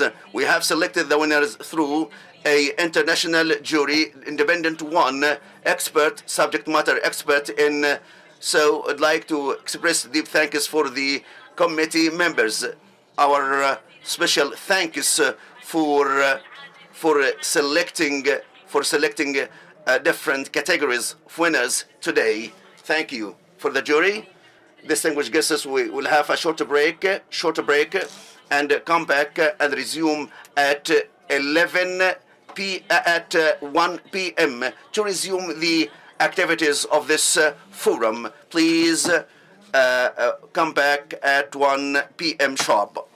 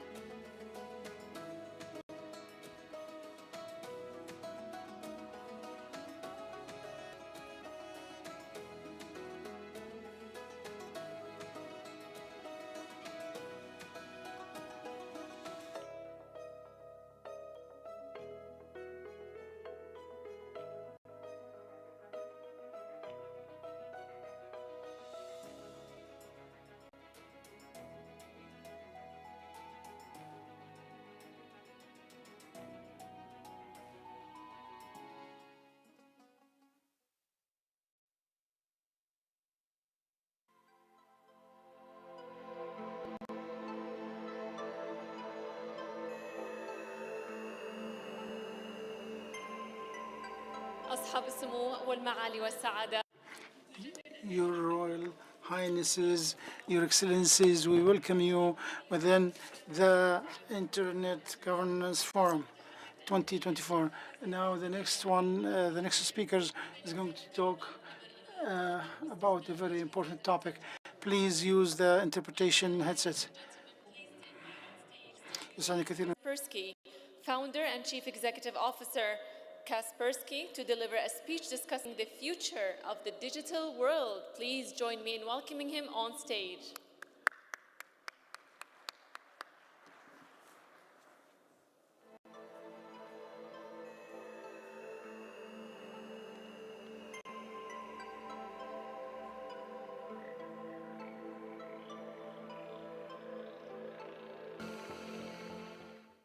Good afternoon, ladies and gentlemen.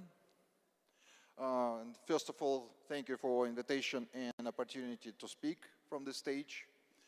I am Eugene Kaspersky from the business, from the private sector, working in the cybersecurity for more than 30 years. And having such a long experience of being in the cybersecurity, I'll say that there are several important things which we need to do to protect from a different kind of the cyber threats. First of all, the technologies, second, education, then law enforcement, international cooperation, and cyber police. Well, I'm from the business community, from the private sector, so I'm going to speak about technologies. What we do, we protect the world from the different kind of the hackers, cyber criminals, cyber sabotage, different kinds of the attack on the digital systems. And being in the cybersecurity for many years, we recognized that cybersecurity is good, but sometimes it's not enough. It's time to think about cyber immunity, security by design. And I'm going to speak about that in my presentation. So, which problems we are facing in a cyberspace when we speak about cyber threats? First of all, the cybercrime is a global problem. It's massive. Second, we see more and more highly professional targeted attacks, which is a real problem for enterprises, governments, and industrial sector. And the third, we see highly professional attacks on infrastructure, on the physical systems, on a SCADA networks, including the critical infrastructure. And I'm going to explain these problems and solutions one by one. First of all, the global cybercrime, how big the problem is. And the numbers, they are scary. Every day, we find in the internet more than 400,000 new, unique attacks. So we find there more than 400,000 different types of attacks, which we never saw before. I'm here in Saudi Arabia for 3 days. So during my stay here, we will collect in the internet more than 1 million of their new types of the attacks. So the numbers are huge. How many criminals are behind that? How many hackers create that? I guess more than 100,000, maybe 200,000, very many. And they are from the very different countries, they speak different languages, so the problem is really, really global.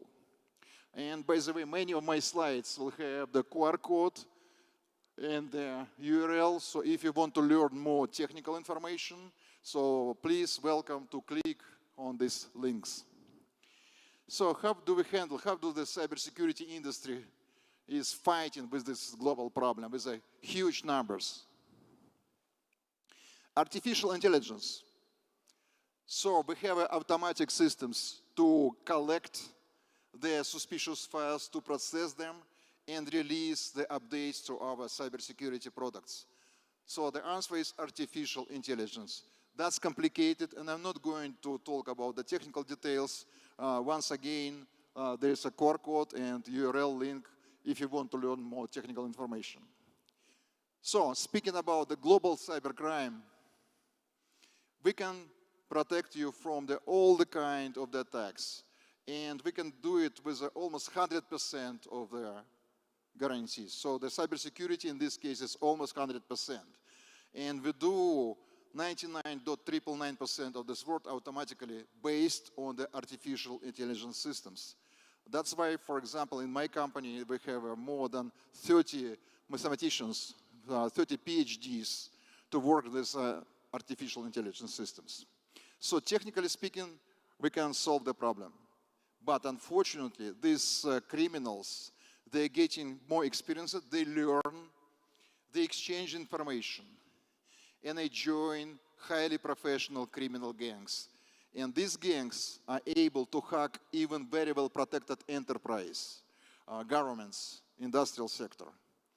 And the numbers are also very scary. So in the past, like 10 years ago, there was a dozen of such hackers, criminal gangs. In 2017, there were about 100. Now we are observing, we are monitoring about 1,000 of the professional gangs, both they are cybercrime and state-sponsored espionage, cyber espionage projects. So this number is growing. It means that it's more and more complicated to protect the big businesses, large enterprises, the government sector from the professional hackers attacks. Okay, we are working on the technologies to do that as well.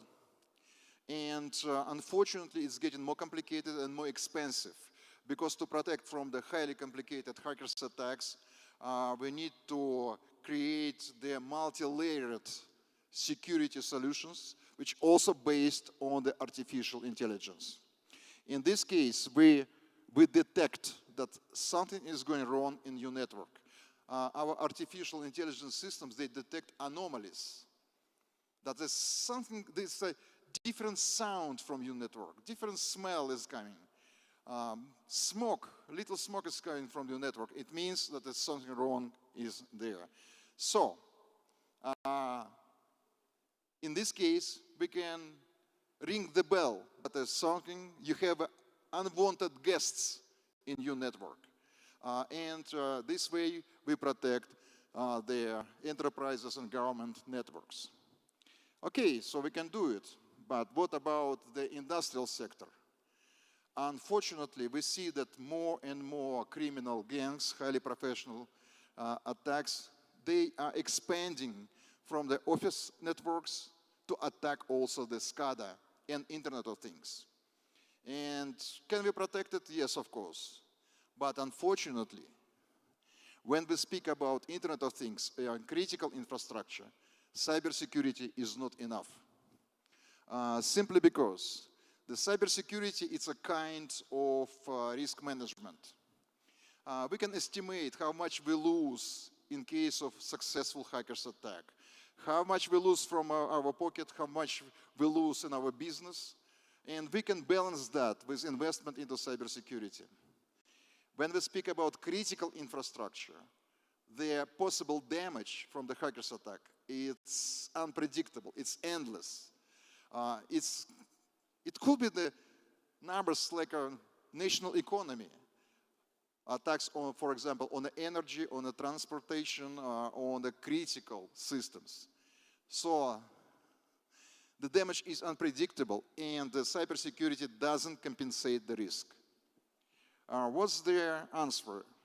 The answer is security by design or cyber immunity. Can we build it, cyber immunity, can we build it on the top of the existing systems like Microsoft Windows, like Linux? Unfortunately, I don't know the way how to do it. So that's why we're, not just my company, but some others, they're working on the cyber immunity. It's a different architecture of operating systems which guarantee that it's unhackable. And it's based on the isolation.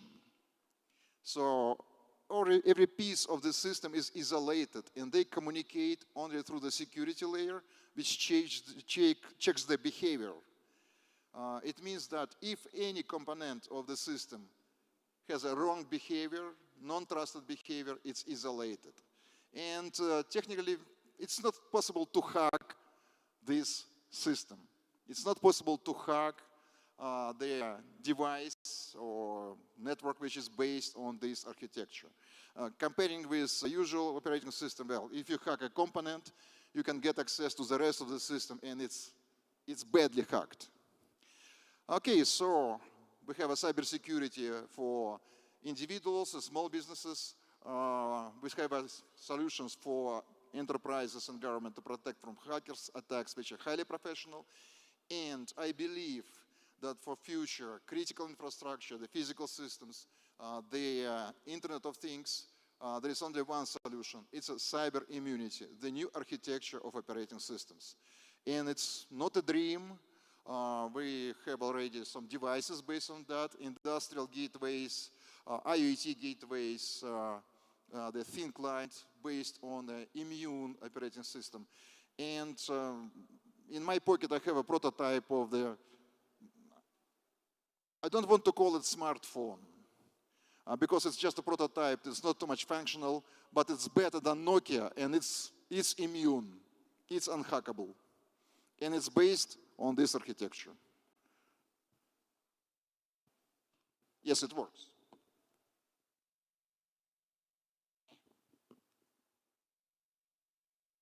It looks like Android, but it's not Android. So I believe that the future of the cyberspace, of the digital systems, especially critical infrastructure and Internet of Things, it's a new architecture. That's a new design of the system, which is based on the cyber immunity. So we are fastly moving to the cyber age, and I believe it's not possible to happen, it's not possible to be there without cyber immunity. Only with cyber immunity we can build a truly safe and secure digital world. And I hope that I'll find there people which agree with that, my friends, which will help me to follow this way. Thank you very much.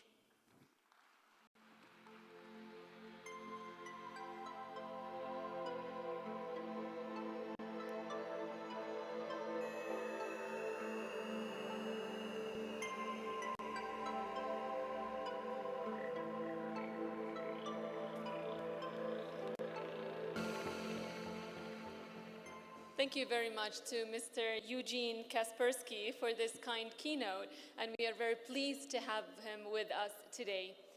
Ladies and gentlemen, we will now move on to a panel discussion on the topic of digital funding drought with the participation of the Governor of the National Development Fund, Dr. Stefan Groove, and the session will be moderated by Mr. Mohammed Seer, MENA Digital Government and Public Sector Leader at Ernst & Young. Please join me in welcoming them on stage.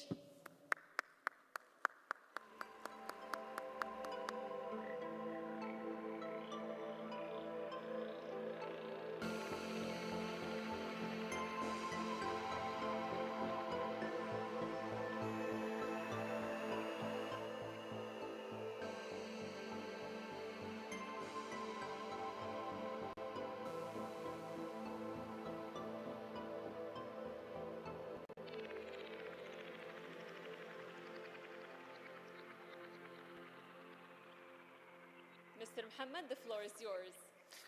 Thank you very much.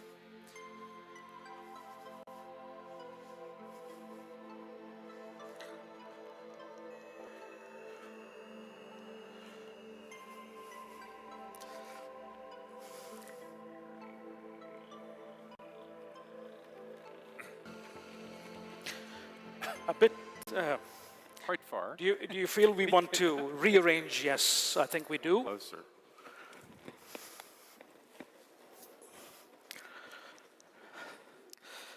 Better.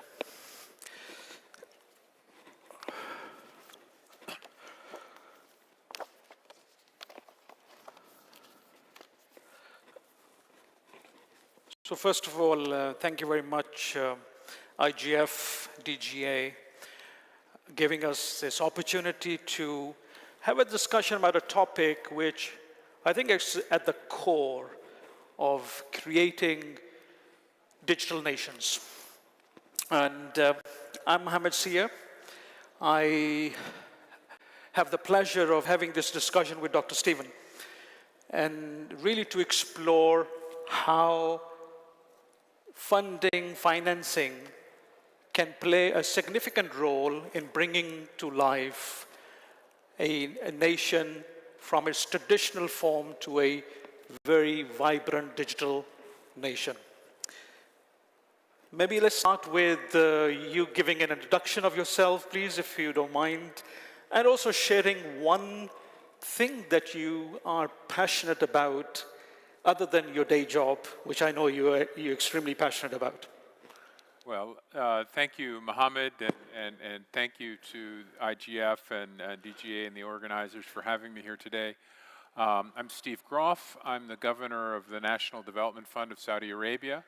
We're essentially a holding company that sits on top of 12 sectorally focused development funds, and we're the financing arm, if you will, behind those funds. And so we're tasked with organizing these funds in such a way that they can contribute to achievement of Vision 2030 and help promote the establishment, the growth of businesses, of enterprises in the kingdom, and a full range of different sectors and segments of the economy, as well as contributing to the diversification of the Saudi economy across the board, all again in support of achievement of the vision.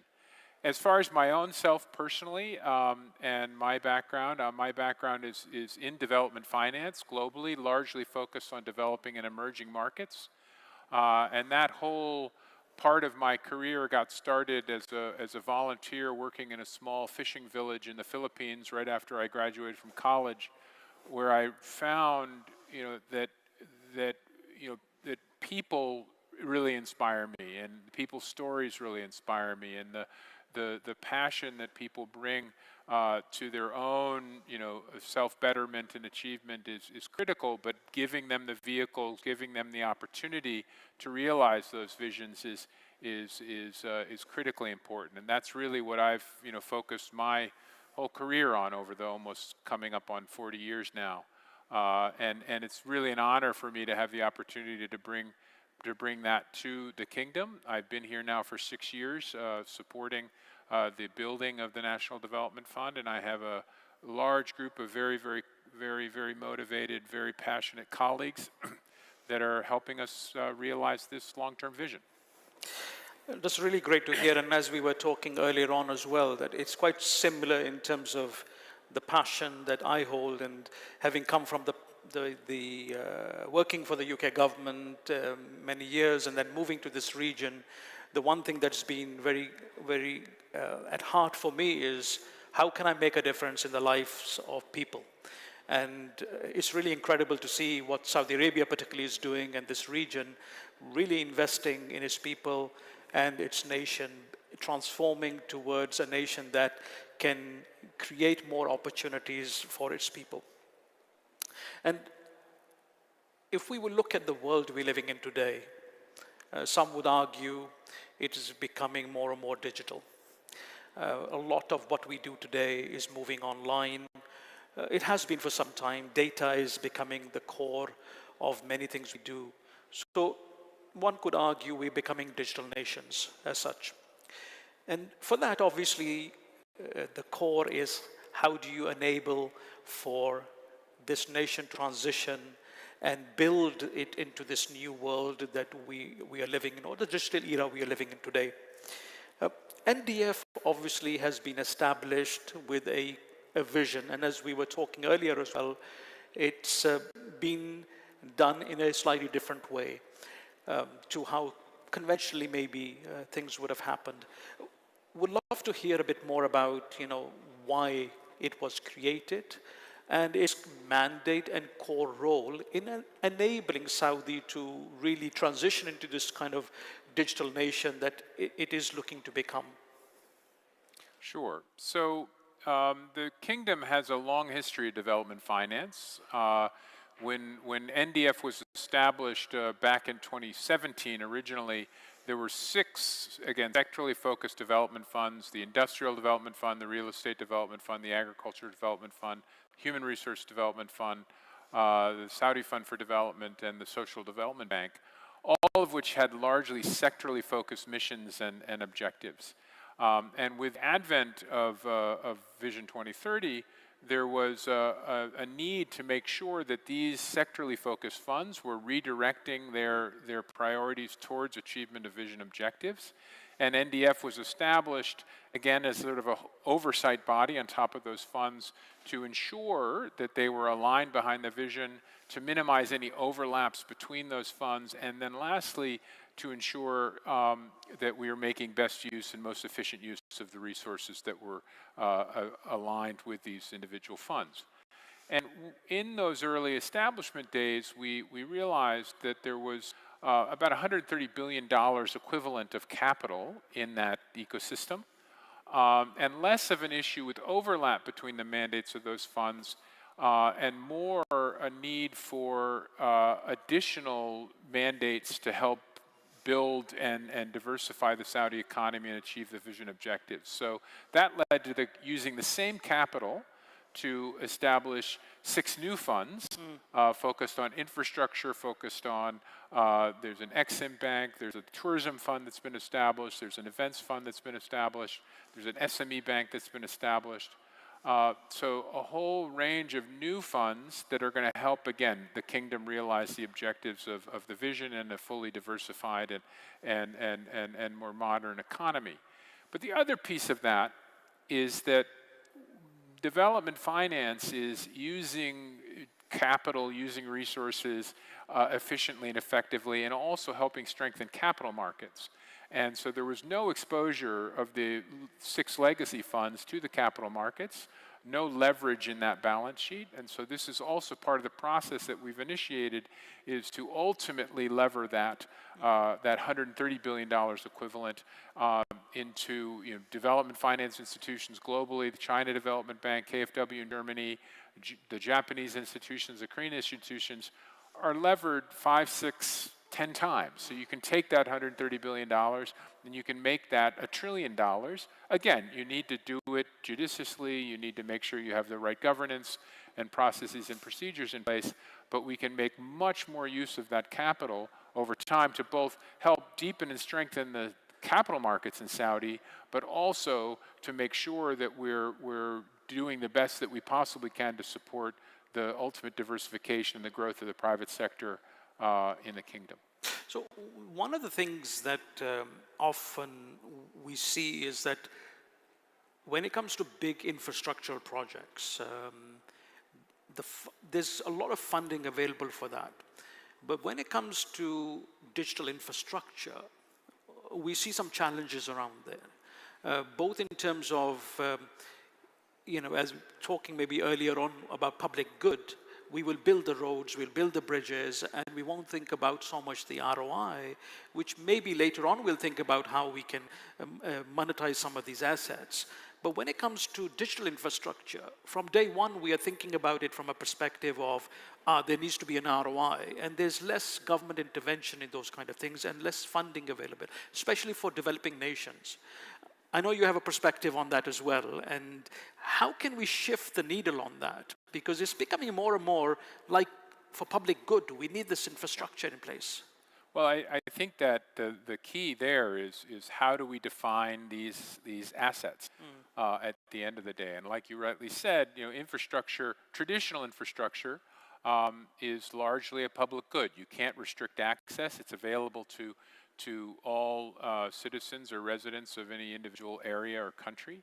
And so government has a responsibility to use its revenue to invest in these assets, to make transportation smoother, to reduce friction and costs to the economy, so there's a return to the overall economy, but less of focus on what the ROI is or ROE is for that specific investment. Whereas digital infrastructure, the history of the evolution of digital it has been largely focused on the private sector, and a lot of the benefits of that, in one way or another, while shared by the public, are captured by the private sector. Now, that's not inherently good or bad. It's just a reality of how we have evolved our focus on digital. So I think part of that is the policy discussion that happens, and how do we define a public good?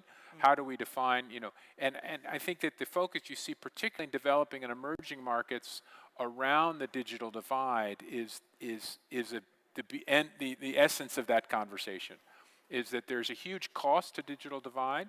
There's a huge cost to society and to economies by this increasingly large chasm between those people that have access or can afford access and those people that don't have access or can't afford it.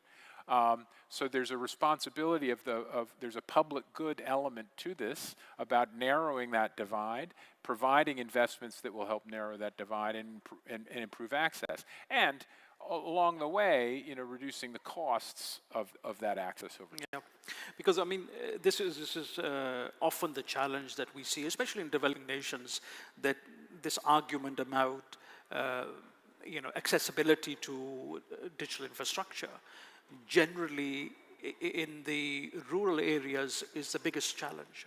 Urban areas, you'll find a lot more investment coming from the different private sector organizations, but the rural areas suffer, and it remains to be a challenge. And we were talking about this, earlier, as the Universal Service Fund kind of construct is trying to bridge that gap a bit, to try and push forward investment from the private sector that can go into some kind of Universal Service Fund that is then invested into creating connectivity.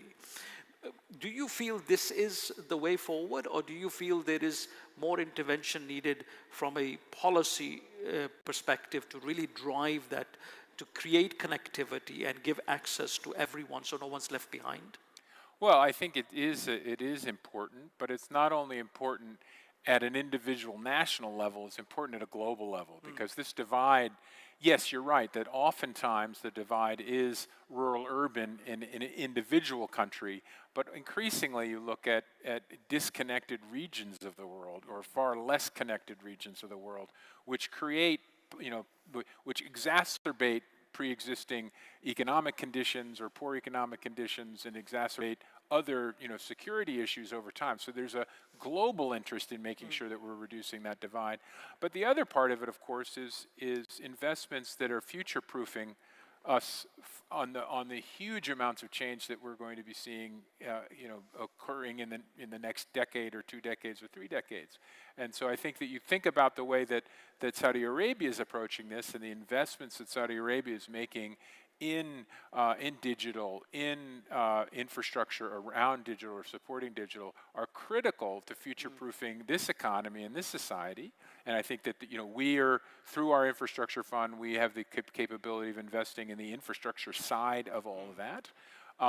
And I think that's a recognition of how important that future-proofing is, and making investments now, not that are going to service demand today, but that are going to service demand in the coming decades. Yeah, absolutely. And I think this is one of the things, it is incumbent of policymakers to think about, what does the future look like, rather than building for today. How do we really create a future and invest in that can create a long-term benefit for the nation and for it to be progressing? And just to sort of focus on that a little bit more, it's also looking at thinking creatively about existing approaches to development. We touched a little bit on this too, even infrastructure, where, when you're laying down, one thing when I was working at the Asian Development Bank before coming here, one technology that was being developed is if you're laying out a road and then 2 years later you have to go and dig up that same road to lay a fiber optic cable, even if that cable isn't needed at that point in time when the road is being constructed, it's going to be necessary. So there may be a little bit of extra cost associated with doing that, 4 or 5, 10 years before it's really needed. It's not as expensive as having to dig it up, in 5 years' time and lay that cable then. So thinking about how do we develop our technology such that we're, again, future-proofing and we're reducing the cost of investments in the long run. Which means basically we need to stop thinking in silos and thinking more holistically and connectedly and looking at how do we reimagine and create our infrastructure that is going to enable us to work, live, play, in this digital world, but the physical form will always remain there as well. What about innovative models of financing or funding? In your experience previously or now, what are you seeing in terms of that direction? Are they new models that are evolving, or are we going to stay with the conventional style of funding and financing? It's, there are new models, and I think if you look at, and particularly when you're talking about international development finance and areas around blended finance and taking concessional resources or grant resources and blending those in what are, historically, traditionally thought of as purely private sector investments, again, just to bring down cost of access, bring down and increase availability. These are sort of, it sounds pretty basic, but it's still something that is being developed. But a lot of it is actually using, existing financial tools in areas where we just haven't used them previously. So I mentioned earlier our objective at the National Development Fund of exposing our balance sheet to the capital markets and leveraging that balance sheet, again, judiciously, carefully, with a great deal of prudence. But again, you just can use the financial markets to expand the size of the pie and expand the amount of investment that you're making in a single economy or a sector of an economy. And that's just sort of thinking about how do I do that over and over and over again across many, many different sectors of the economy. Yeah. What about especially in developing nations where they have a huge untapped opportunity? Big population sizes, and maybe they are very low in maturity when it comes to certain sectors from a digital perspective, not leveraging it to the point of where they could be today, especially in agriculture, for example. Do you see more of PPP kind of models evolving, or something more from the government intervention side? No, for sure. I mean, just using agriculture as an example, I think that you see even in the poorest countries, you see agriculture technology moving pretty quickly, and whether that be just going, over the last several decades, the adoption of new farming techniques, of new varieties, of new fertilizers that are increasing yield pretty markedly in a lot of these economies, but also increasingly, even again in poor countries, you're seeing the mechanization of agriculture happening, pretty broadly. Which while sometimes there's a short-term negative impact to that when it comes to labor and jobs, if you're making sure that you're building, I mean, this is the way most economies have been structured, is they go from an agrarian economy to an industrial economy to a services economy. And with each step, you have to have education, you have to have investment, you have to have training, you have to have things that allow individuals to climb that to where you get to the point, either in the mechanized industrial economy or in the services economy, where people have much higher wages and much, and much better, easier lives than they did when they were back in the agrarian economy. So that is happening, and it is happening at a quickening pace, and again, enabled by new technologies, enabled by digitalization, enabled by all these new technologies. And of course, at the core remains the new financial models that can drive that, or funding models that can drive that. Conscious that we are at the end of our time, it went very fast. I wish we had more time. What would be your kind of final 1, 2, or 3 points or remarks you would want our audience to take away in this space? Any advice you would give? I think that largely, I think we sometimes focus too much on what's the next new best thing or the next new best way of doing things, rather than examining history and figuring out what lessons can we draw from history what tools can we draw from history and apply them to modern challenges or problems we have? Because a lot of the financial tools that we're using now are the same financial tools that we've been using for the last 50 years. It's just increasing access to those tools, increasing the availability of those tools, and applying those tools more broadly. I think that's a very nice way to end our conversation. We're just saying, okay, let's look to invent and look at innovative ways of doing things, but let's also leverage to the best what we have today and see how we can expand the reach and spread of those technologies or models that we have. Dr. Stephen, really thank you very much for your time. Appreciate you coming here and sharing with us your experience and these wonderful insights. I want to thank everyone for listening. It's been a pleasure for you guys to be here. I want to thank IGF and DGA for organizing this wonderful event and inviting us to come and share these thoughts with you guys. I hope you've enjoyed it as much as I have. Thank you very much. Thank you, Mohammed. Thank you. Thank you. Thank you.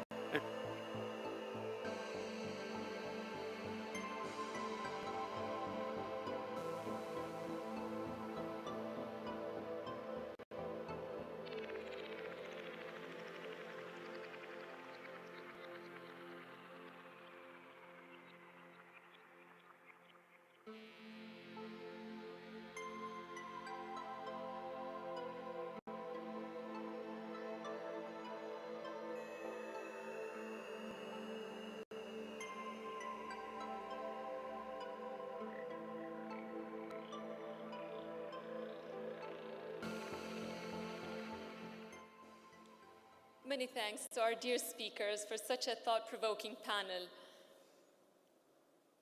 حضورنا الكريم، تتويجاً لجهود هيئة الحكومة الرقمية. Culmination of the efforts of the Digital Transformation Authority and seeking and developing the development of the service that and the entities that provide digital services. We announced that the authority will announce today the qualified companies to conduct the digital government business. After having met these qualifications, I'm honored to invite to the stage the governor of the Digital Transformation Authority, Engineer Ahmed Sunayan, and Engineer Faris Al-Ghabti, to award the certificates to the qualified companies to conduct digital government business.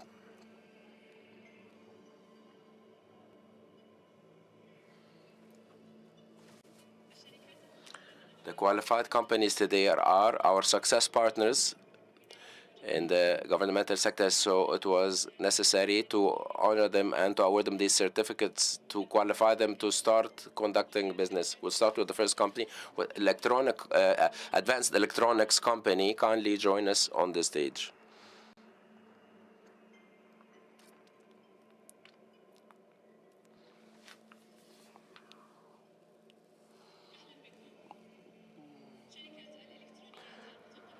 Advanced Electronics Company, thank you for the qualification, and we look forward to see your work in collaboration with the governmental entities. Second company is Tahakum for Technology.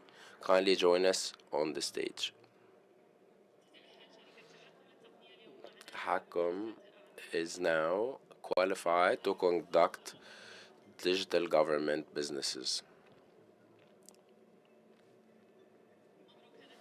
Congratulations, and we look forward to your outcomes.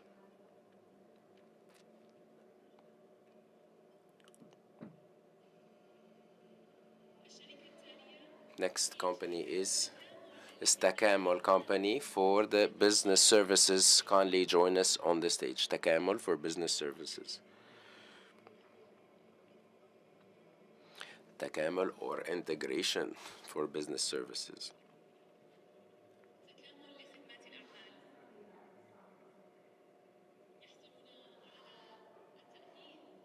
Will receive their certificate for qualifying them to conduct digital government business. Next is Tamkeen for technology or empowerment for technology, kindly join us on the stage to receive your certificate, qualification certificate.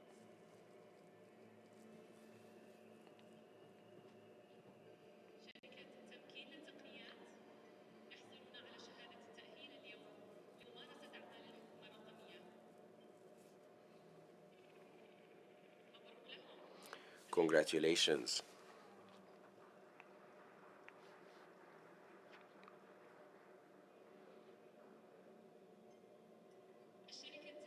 Next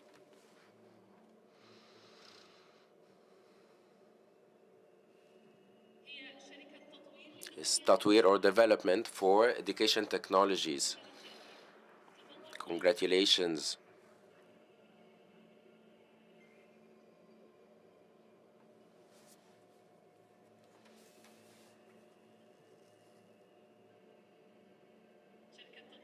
Tatweer or development for education technologies are now awarded their certificate.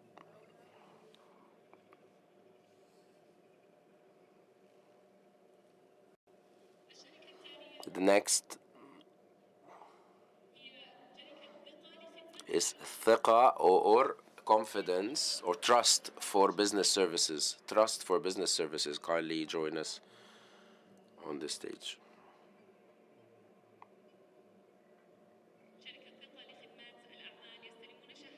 ثقة for business services is now qualified to conduct digital government businesses.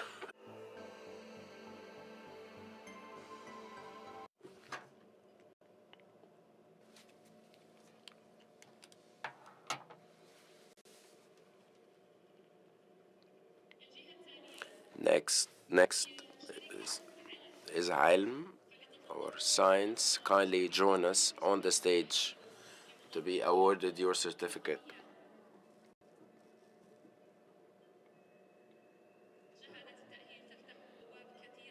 Such a certificate opens a great deal of doors for businesses, for these companies qualified today by the Digital Transformation Authority Commission. Next is the Arabian Company for Internet and Communication Services, STC. STC.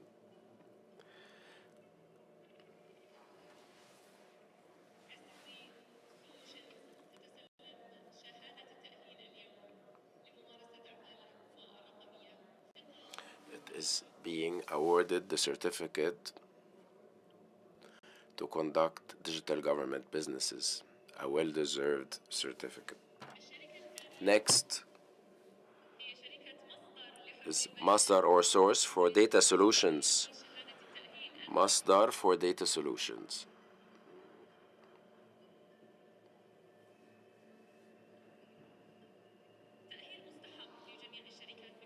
Well-deserved.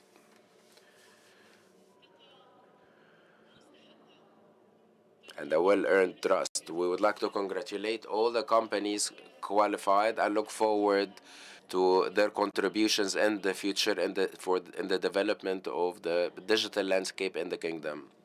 Heartfelt congratulations. Your Excellency, the Governor, kindly remain with us on the stage. Thank you to move to the next section. There are ever increasing electronic risks and fraud. Therefore, we need to design.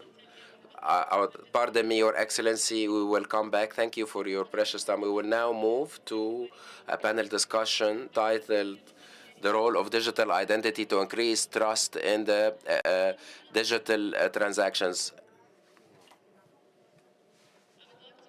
On the moderator, Ms. Shivani Thapa, who will, in accordance, be calling on her speakers.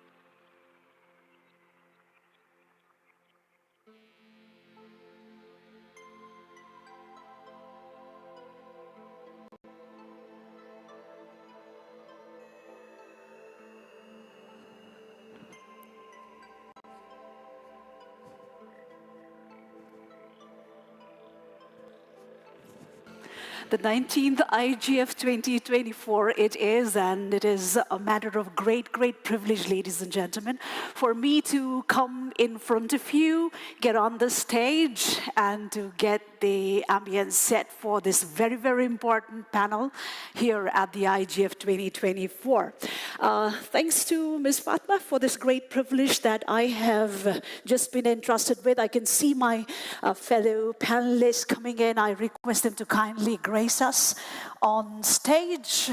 And yes, as I turn to my esteemed members in the audience, ladies and gentlemen, yes, Your Highness, if you could kindly be seated here. Please join me, ladies and gentlemen, as I introduce my very distinguished panelist, His Highness Prince Bandar bin Abdullah Al Mashari, the Assistant Minister of Interior for Technology Affairs, the Kingdom of Saudi Arabia. A warm welcome to you. We have joining us here at the panel, Her Excellency, Ms. Emma Theophilus, the Minister of Information, Communications and Technology, Namibia, joined in by Mr. Sangbu Kim, the Vice President for Digital Transformation, the World Bank. And we also have joining us in our panel, Mr. Curtis Lindqvist, CEO ICANN, and Mr. Sim Sikut, the Managing Partner of Digital Nations. Thank you so much for gracing us at this very, very important occasion.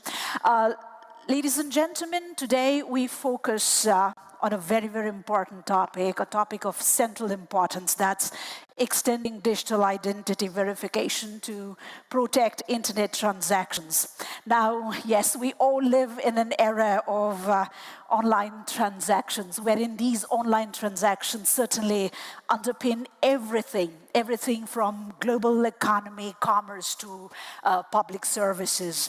Therefore, digital identity verification has become the cornerstone of trust in our digital ecosystem. Now, why is this topic even here amidst us here at the IGF? Because this is not merely a technical issue. It is a multi-dimensional issue that intersects with innovation, governance, human rights, inclusion, and the list is pretty long. So our session here today is carefully curated for us to reap an overall understanding as to why we need to strengthen the digital identity verification, give us an outline on the global standards and frameworks for identity protection, of course, talk about some best practices that we would certainly be focusing on, and also quickly run through the central element, that is the role of international cooperation and multi-sectoral collaboration, which again is of central importance, as I said. So we are fortunate to have amidst us an esteemed and illustrious members in the panel, and I know that you bring in a very unique set of ideas and expertise from the niches that you come from, and what I would certainly be looking forward to is exploring the synergies between the insights and the perspective that you bring to this forum. Thank you one more time for gracing us. So without further ado, let's dive in directly to the conversation for which we are here. We'll begin with a deceptively very simple question, so to say, yet a very complex one. How do you define a trusted digital identity framework, and what are the key elements that make it effective? Now, this is a blanket question for all our esteemed panelists, but as I pose this question to each one of you, I certainly encourage you to reflect on how your unique role and perspective shape your answer. So, said that, let me begin with Her Excellency, Ms. Emma Theophilus, the Minister of Information, Communications and Technology from Namibia, whose work connects governance and technology in remarkable ways. days. So what does it mean, Your Excellency, to have a trusted digital identity framework? And what are the indispensable elements that make such a framework effective? Thank you. Thank you very much. And I'm very happy to be here at the IGF and discussing this very important topic around digital identity systems and how they relate to a broader digital economy. And I think trusted could have a very broad definition on a system that is dependable, that is trustworthy, and that a system that can carry the systems and processes that require or depend on digital identity. But I think the biggest one I could say is that a trusted digital identity system is one that would ensure it's clear who does what, and when they do it, and what their limitations are. Because I think it's very important when dealing with frameworks of this nature that it's very clear who does what, and very clear what the limitations are of that authority or that body. And especially when you go further, when you look into the administration and oversight, who performs the operational functions, such as incident management, change and release management, and coordination, fraud prevention. It should be very clear on who does what and when, and what their limitations are to ensure that there are no ambiguities in order to trust the particular system. But of course, this is all underpinned by legislation that puts out clear guidelines and clear regulations around these systems and frameworks. So I think that's very important. Thank you, Your Excellency. May I now turn to Mr. Curtis Lindqvist from ICANN. From ICANN's vantage point, Mr. Curtis, where ensuring trust in the internet is so fundamental. How does how does the notion of a trusted digital identity align with the broader challenges of governance in a decentralized digital world? Thank you for the question. So let me start with observation.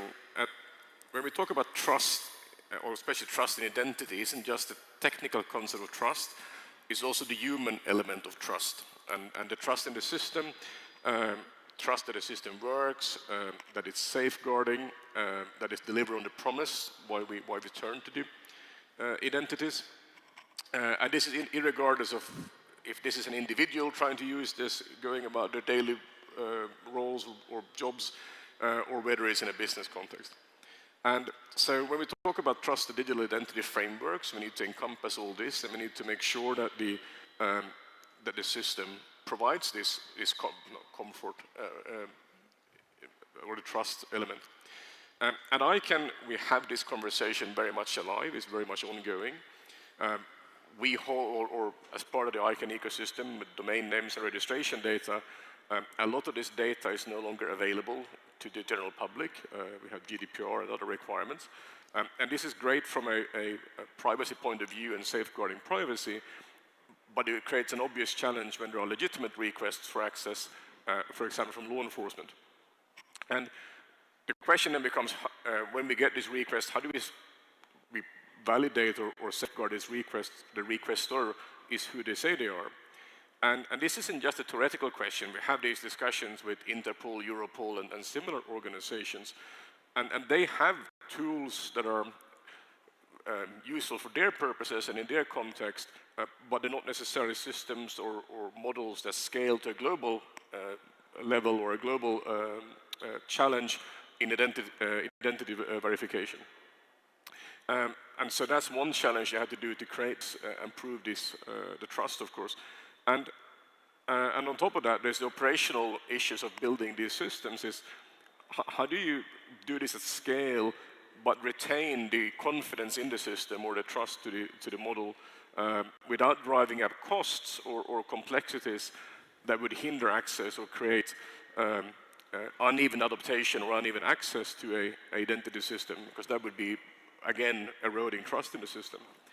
And then we have technical readiness of technologies and authentication and credential systems are emerging, but it's still very immature and very early days. So for this to work, and it also can't work most of the time, digital identity systems has to work all the time for everyone. Otherwise, you again erode very much trust in the system. And ICANN's role in this, we don't build identity systems, especially not global ones. That role is for governments or institutions that they designate. Our focus and our role is to safeguard the internet's infrastructure. So domain names, IP addresses, that underlines the function of the internet and provides, as you said, the trust in the internet and the internet model. And you can think about this as that we provide a smooth road surface for the cars to drive on top of it, to oversimplify perhaps a little bit, but that's very much our role. But the ICANN community has a unique role they can play in this. It's a space where stakeholders from across all of these spectrums, civil society, business, the technical sector, technical community, and civil society can all come together, form policies and discuss them, and create globally applicable standards. So this is something that we work very much on. ICANN, we have developed something called the registration data request service, which is a way to handle this registration data I talked about, and how you can provide this in a safe and secure manner. So that's something role that we see as our foundational role, ensuring the internet is stable, secure, and without that you can't build any trust in the higher layer systems. So that's what we're very much focused on working on. Right, thank you, Mr. Curtis. Yeah, we're here talking about technological reliability and then the user confidence. And when there's a blend of both of these, this becomes very, very tricky. And we understand the problems are not same everywhere. There are large communities that are still transitioning into the digital age, and we all really need to instill that trust again. That's again another part of the entire scenario. Of course, I'm sure we certainly will venture on this later in the conversation.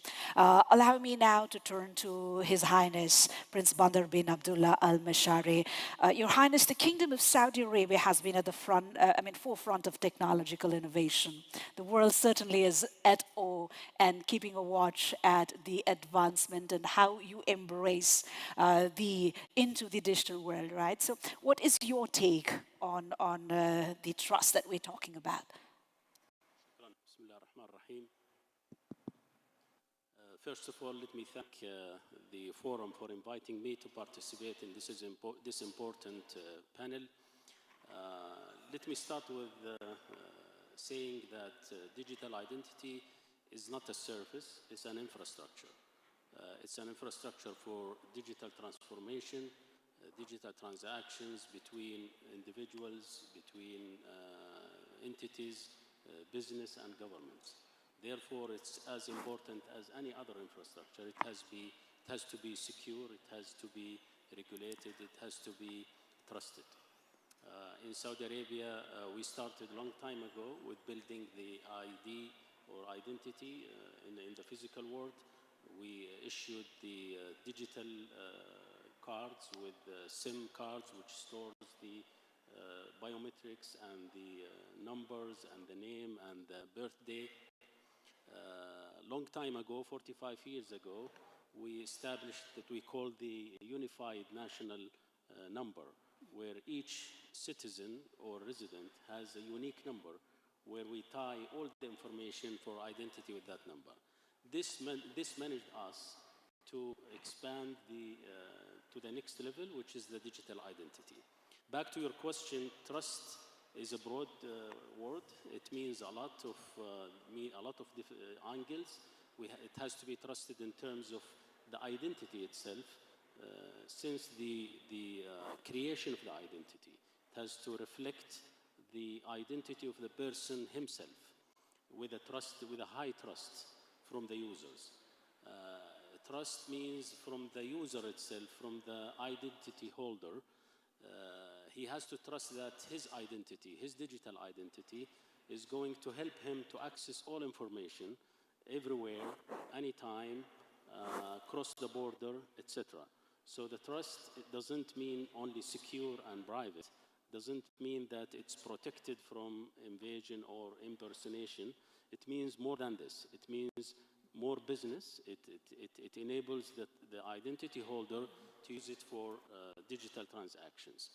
Framework. Framework means ecosystem, which covers legal, governance, infrastructure, technical options, etc. Of course, in different countries, there are different frameworks. In Saudi Arabia, thanks to God, we started long time ago with the identity itself, the physical identity. And when we came to the digital identity, we just upgraded the framework. So we are not creating a new framework. It's an extension to the framework of the physical or card-based identity. As far as identity, we consider identity to be the identity of individual, the identity of entities, business, government entities, NGOs entities. So we have to cover all types of objects, persons, identities, and nowadays we are talking about Internet of Things, digital identity. So trusted digital identity framework is a combination of 4 words that means a lot.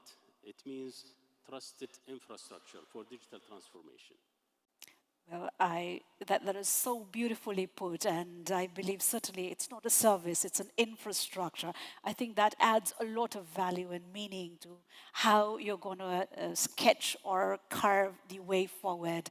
And certainly, in this very essence, I'm sure there will be a lot of lessons from the initiatives that are underway here in Saudi Arabia, in Riyadh, for the IGF participants to see as well, and for to help guide us the creations that they would want to embrace in the near future.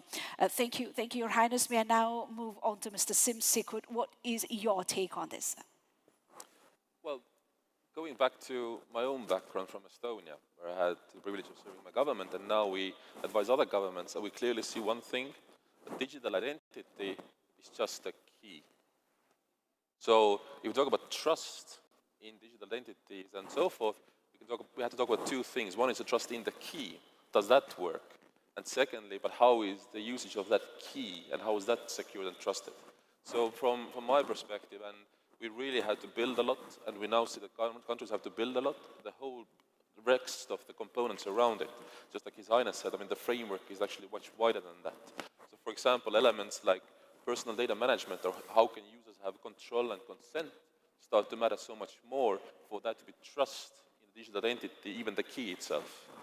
And with that in mind, what I see is an element that we really have to think about when we talk about trust in digital identity things is, are the users using it? Ultimately, it's trusted if users are using it. And there's 2 elements in that. Yes, we have to build, obviously, the frameworks that make sure that it's reliable, etc. But at the same time, we cannot forget the usability side of things. So how to make it work, how to make sure that people will be using it.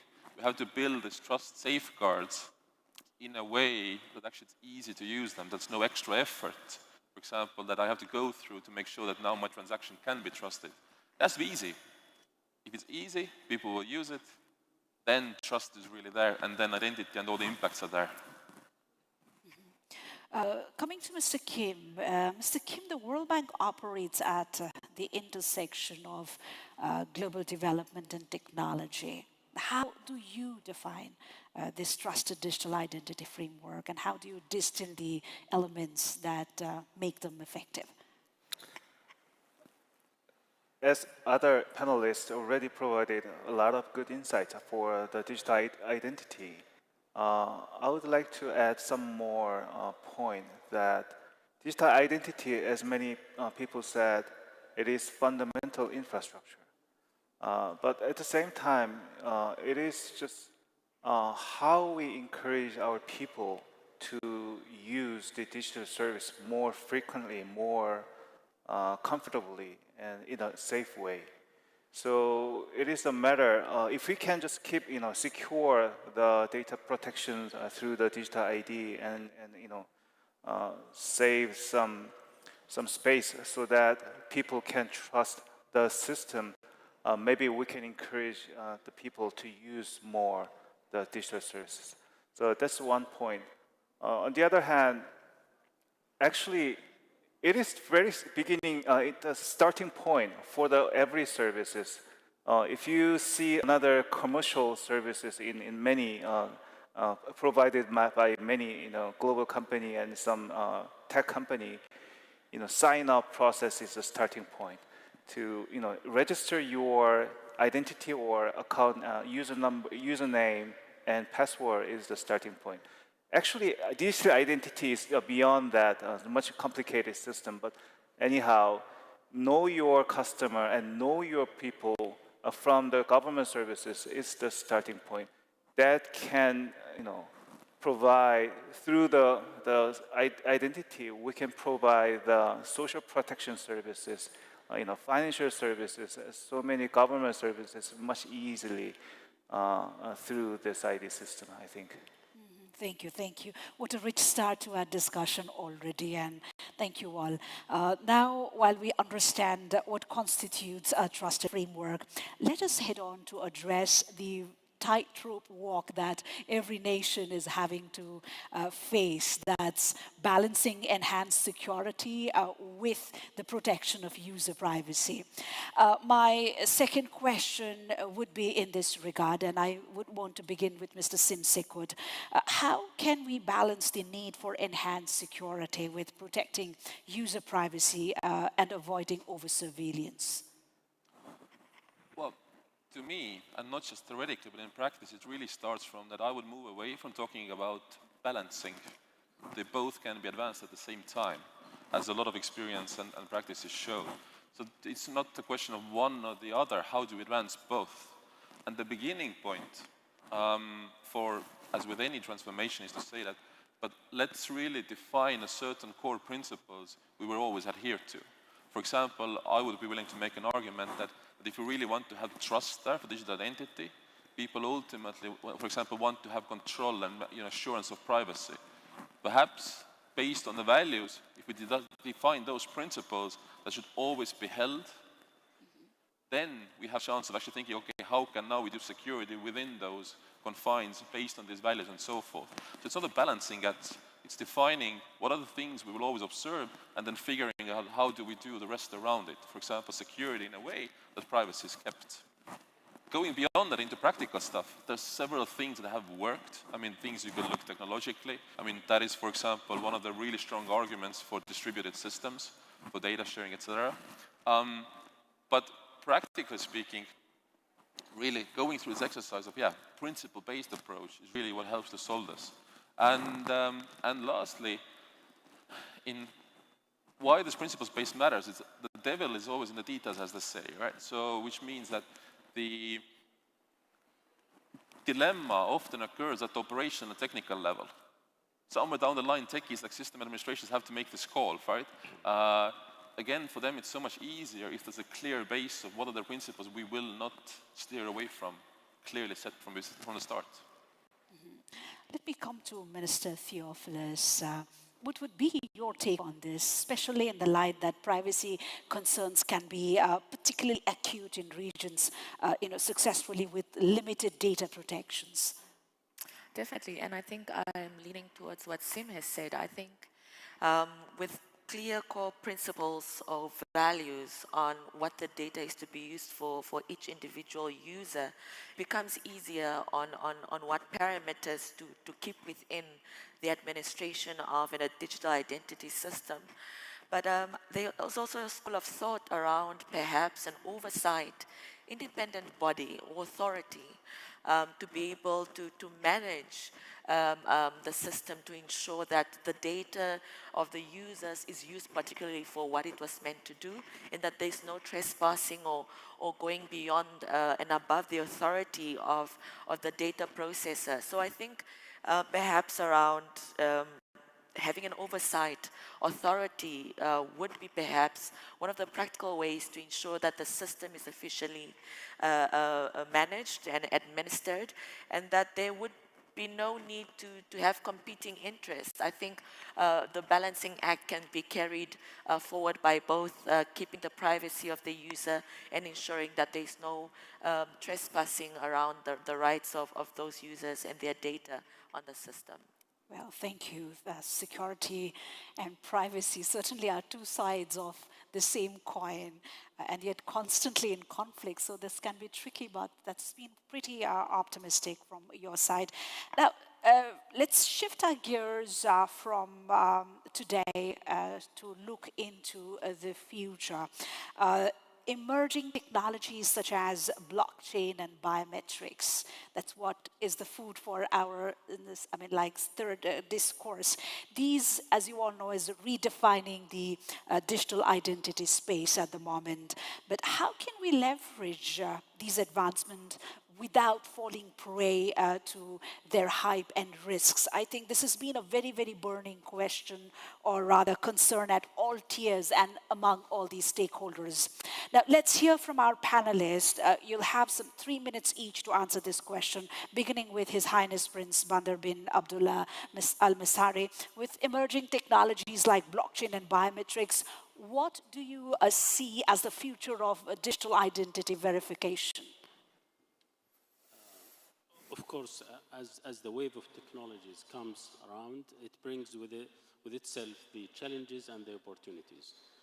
For biometrics, it's available since long time ago, and we are using biometrics maybe more than 15 years ago to identify persons and individuals, face, fingerprint, DNA in special cases, voice in special cases, iris, all biometrics are utilized since we started the digital ID initiative, or the ID initiative, in fact. For blockchain, it's also around since the Web3 motion or wave, which started maybe more than 8 years ago, and it came after Web2 wave, and then the necessity for more trusted internet brought what we call blockchain. And it started with the Bitcoin, and then it generalized itself by the blockchain. Blockchain, in a nutshell, it's an option to replace the database or the central database with distributed ledger, or in a simple word, with distributed identity that controlled mainly by the identity holder himself. It cannot be changed, it cannot be forged. He can allow any other user to use the credentials of his identity. But at the end, it needs identity issuer, identity holder, identity user. So it's going to solve a problem in some societies who are sensitive to the concept of central database for identity. Of course, it provides more secure, more privacy, more control by the identity holder. What is the future, or what opportunities? Of course, it will add more options for any country or society or an individual who weigh the privacy more than any other thing else. Of course, security is part of that. However, it should be evaluated in terms of accessibility, in terms of ease of use, in terms of cost. All these aspects has to be assessed in order to weigh the value of using blockchain in identity. Specifically, blockchain can be utilized efficiently in identity management, not identity issuing or identity, for identity access management, not for identity issuing or identity management. What I mean by identity issuing is to create the identity itself. You have to create it outside the blockchain, then you put it in the blockchain. You have to manage the identity in terms of updating the identity, stopping the identity, reinitiating the identity, etc. These are the surfaces around the identity. It has to be done maybe within the blockchain or outside the blockchain. So biometrics, blockchain, I may add AI also. AI is going to add more opportunities to protect the identity or create new models of identity. So as technology progress and the business models progress, we will have more options, and hopefully this will give more options to other countries, societies, individuals to start the digital identity as a basic right for each individual in the world.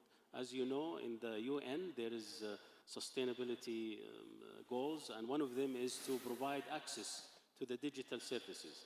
Without these options that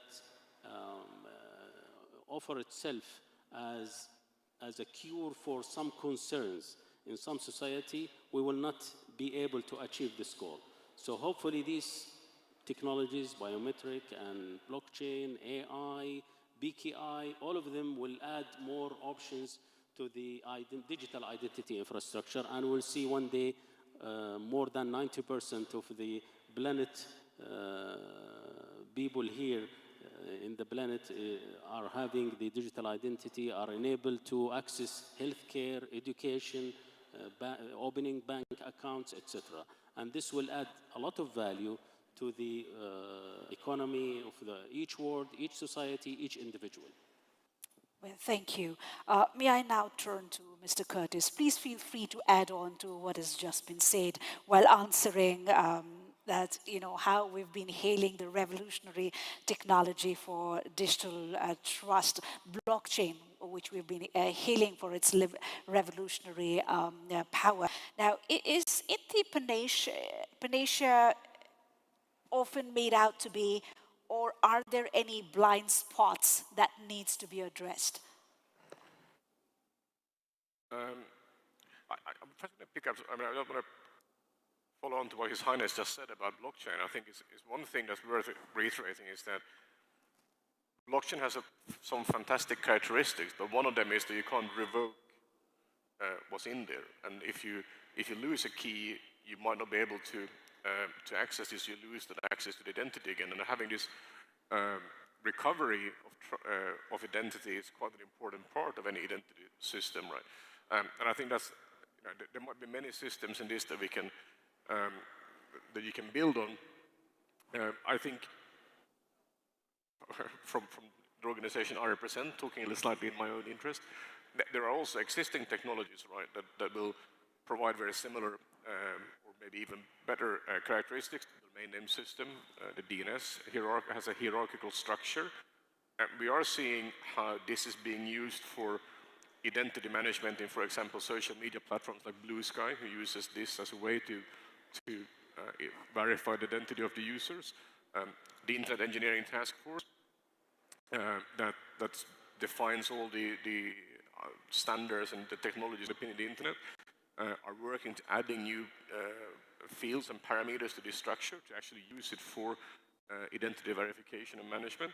So I think that we like to talk about, coming back to your question, we like to talk about future technologies as that they have to be something brand new and shiny, but sometimes the new technologies can also be built inside the context of what we have or built on what we have to deliver maybe perhaps a more stable and expanded functionality where we are today, but without going through a lot of unknowns as we have today. And I think that's worth keeping in mind when we talk about the future technologies to enable building secure, inclusive access and stability. Mm-hmm. Mr. Stickwood, eager to know what would you like to add to this conversation? Well, I'm very much with Curtis here in a sense that, well, first of all, obviously it's important to experiment, right? Constantly keep trying things out in a way.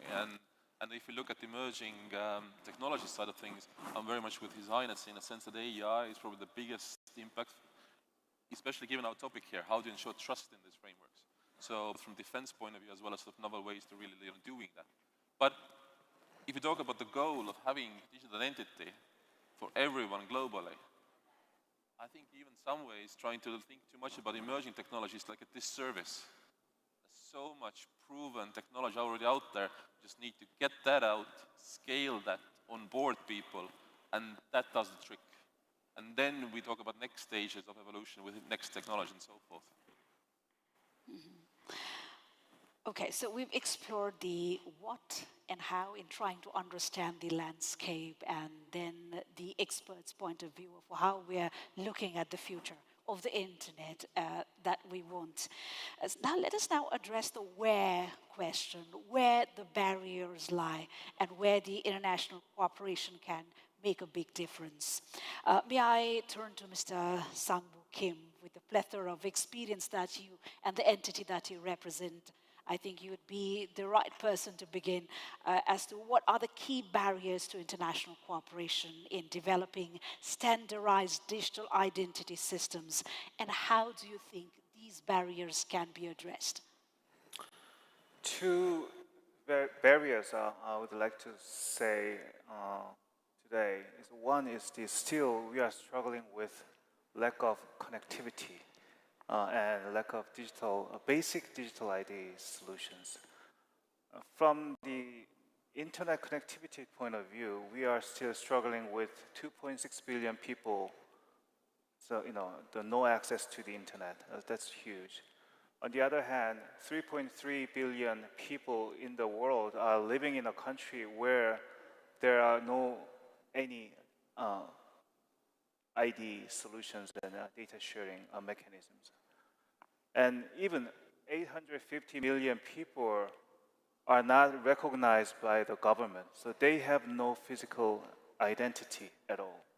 So this is very fundamental issue. So still we are really struggling with digital divide across the developing country and developed country. So that's a huge challenge. So we need to invest more in the fundamental infrastructure. At the same time, it is really complicated ecosystem, not only government, but also many private sector, big tech, and some identity dedicated in a special technology. The startups and many companies should follow the trend. And people needs to understand how to use this and needs to get trained. And some participation by the academia and also from the NGO are very crucial for the success of this, building the ecosystem. It is very complicated ecosystems. So the leadership is the key to bring all the digital ID solution across many stakeholders. So and also international collaboration are another key to enhance the regional interoperable services across the cross-border. So many collaboration and leadership are the key solutions for the big challenge of the complication of the digital ID. Of course, cooperation is key and central, but then even after having realized what the scenario is and what needs to be done, things are very, very difficult in the ground and in practical life. So how do you go to this scenario, Your Excellency, Minister Theophilus? Yes, thank you. Yeah, I fully agree that cooperation and collaboration definitely would go a long way, notwithstanding the barriers as indicated earlier. I think there also needs to be a better understanding of the various contexts of the different regions and the solutions to address some of those barriers and challenges. So if we don't understand the existing barriers of a particular region or area, the solutions around digital identity might necessarily not work for that particular region. So for example, the African region would have a completely different context to the MENA region or to the Northern American region or to the European region. And if we want to then try to deploy solutions that would necessarily work for Europe, doesn't mean necessarily that it will work for the context of the needs of the African region. So better understanding the needs of every region around digital identity and access, I think is quite important. And then we can take it up from there. Because with collaboration and cooperation, you must understand the context, and the solutions must then be able to be applied on the various needs of a particular region or area. And I think thereafter, we can better cooperate and we can better deal with the barriers, if possible, one by one, to ensure that we reach a particular standardized digital identity system or framework that takes care of the entire contexts and that ensures that we are able to deploy the solutions needed. Thank you, Your Excellency. May I turn to His Highness one more time? what would be your perspective on these cooperation barriers? At the same time, Saudi Arabia's initiatives have been deeply rooted in collaboration. Could you also share with us some lessons that can be drawn to inspire global partnerships in the context that we are deliberating now? What will stimulate the international cooperation and make it stronger than what we have right now is to have an owner for the global digital identity framework.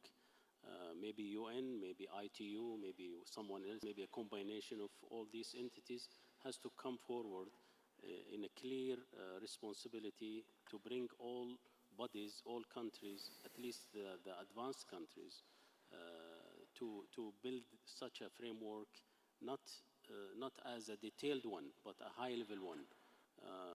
Since the framework has to come to fill the gaps, not to interfere with specific countries' laws inside the laws or the culture or the definition of privacy in each society. It has to focus on the gaps in the global level. As far as the challenges we have a challenge to extend the current success story. We have right now success stories in the travel business. As everyone knows, you travel from a country to a country with a passport. And this passport is a standardized document. And there is an international body which is called the International Civil Aviation Organization. And all passports between all countries are used in a standard way. They have standard information. Right now, most of the countries moving to the digital passport. So we are very close from global digital identity. We have to focus on the digital passport, the international standard of the digital passport, and extend it to be an option for global digital identity. On the other hand, we have success story in the roaming services in the telecommunication, with the GSM. Everyone, when he travels from a country to a country, he can use his mobile in the other country. So by the same token, we can generalize our digital identity to when you travel from a country to a country, you can just activate certain credentials, and the digital identity that you have in your country might be extended as a trusted digital identity in other country. So we have success stories in other fields that we should also focus on and extend it a little bit without interfering with the detailed culture of each country. In Saudi Arabia, we have mature digital identity. Thanks to God, we are approaching, by the way, soon the 28 million, which is more than 85% of the population. The left maybe from the population are the children and the young people, or those who doesn't have any services. So going to the success story in each country and building on each success story to extend it to another country is going to expand, also overcome the obstacles. So we have a lot of ingredients. To me, we are not far from the global digital identity. We are very close to that achievement, inshallah. May I now turn to Mr. Simsikut. We've talked about global standards in practice. That's quite an optimistic view to build up on. But global standards often face resistance due to local nuances. How can nations strike a balance between alignment and sovereignty for the very concern that His Highness has raised? Well, I'm not really going to answer you for a good reason. What we have seen, and I come from European context, mind you, in European context we used to work, and even a small Estonia, we tried steering exactly these things on a European Union level, bringing identities to be mutually usable, exchanging data across the borders and so forth. All the other aspects, including the ones that have been voiced here, can be summed up to basically the challenge is alignment of readiness. Alignment of readiness. You have different priorities, you have different maturity, you have different sort of cultural context, you have different connectivity. The readiness is different. And we have to be practical about that and pragmatic about that. even all the way to the point that where I would still say that, for example, today, I would be even willing to argue that it's still too early to have, let's say, a global standardization or framework effort.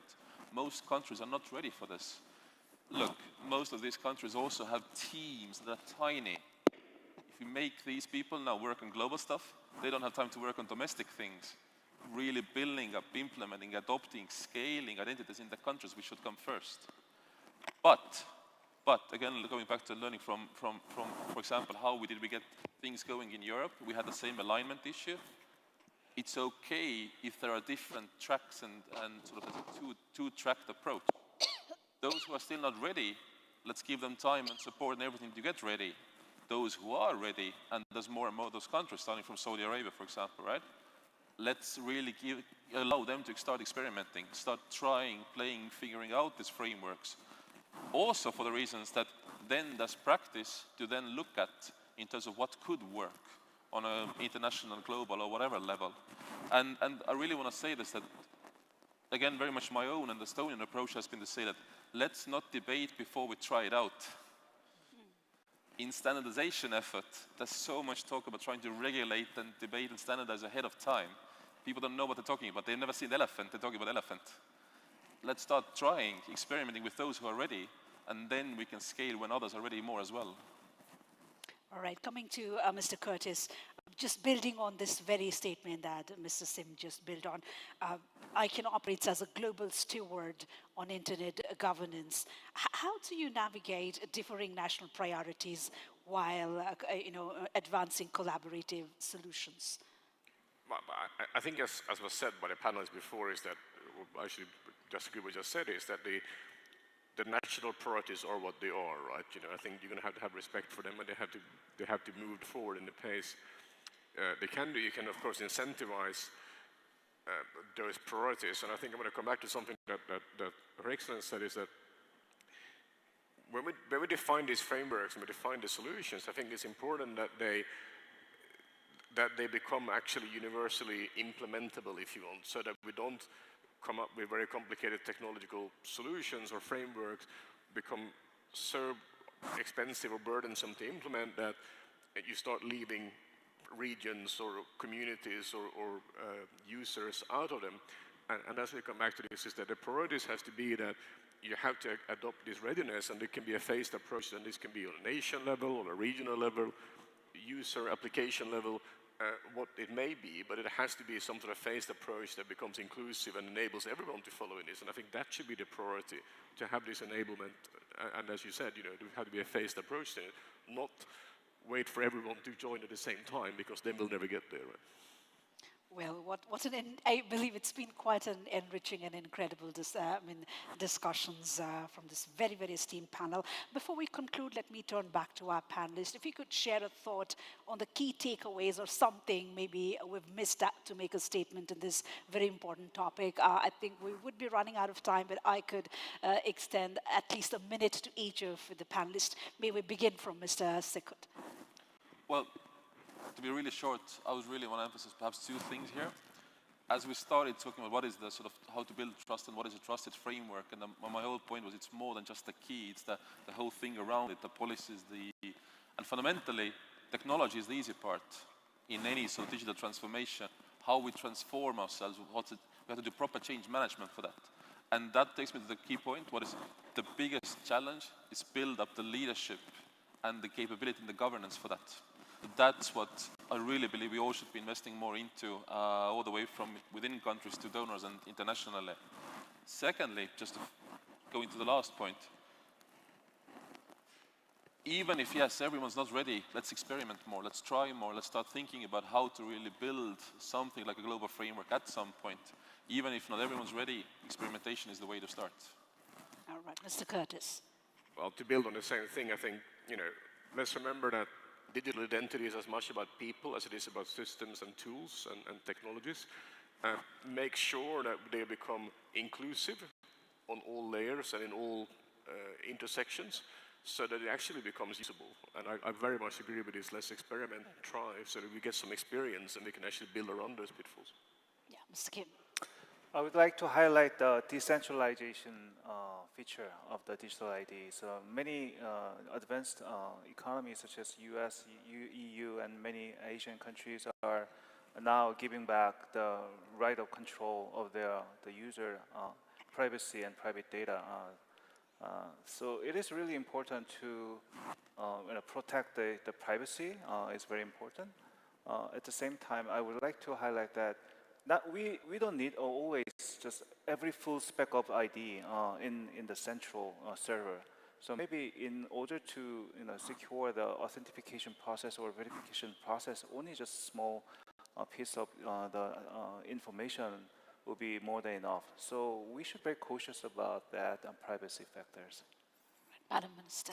Yes, I think a key takeaway for me would be that with digital identity, we can accelerate the inclusion of many people who might have been marginalized and on the peripheries of actually getting, whether it's government services or the ability to transact, and especially for a region where I come from, like Africa, which continues to have some of those gaps. And that secondly, I think there is a lot of room to collaborate and to peer learn from those that have gone before and experimented, like Mr. Sim said, and have done some few successes, so that we can accelerate the same for every other country that might be left behind. Your Highness. First of all, build on the success story in travel, banking, telecommunication, global cooperation. Second, consider the digital identity as an infrastructure, therefore invest, and I can say invest less to get more. Finally, digital identity is a right for everyone, every country, every society. It enables, it flourish their economy, their status, the education, the healthcare, and the COVID-19 is the proof for that. Shukran. Thank you. Thank you so much. Online transactions are forming the backbone of global commerce and connectivity already.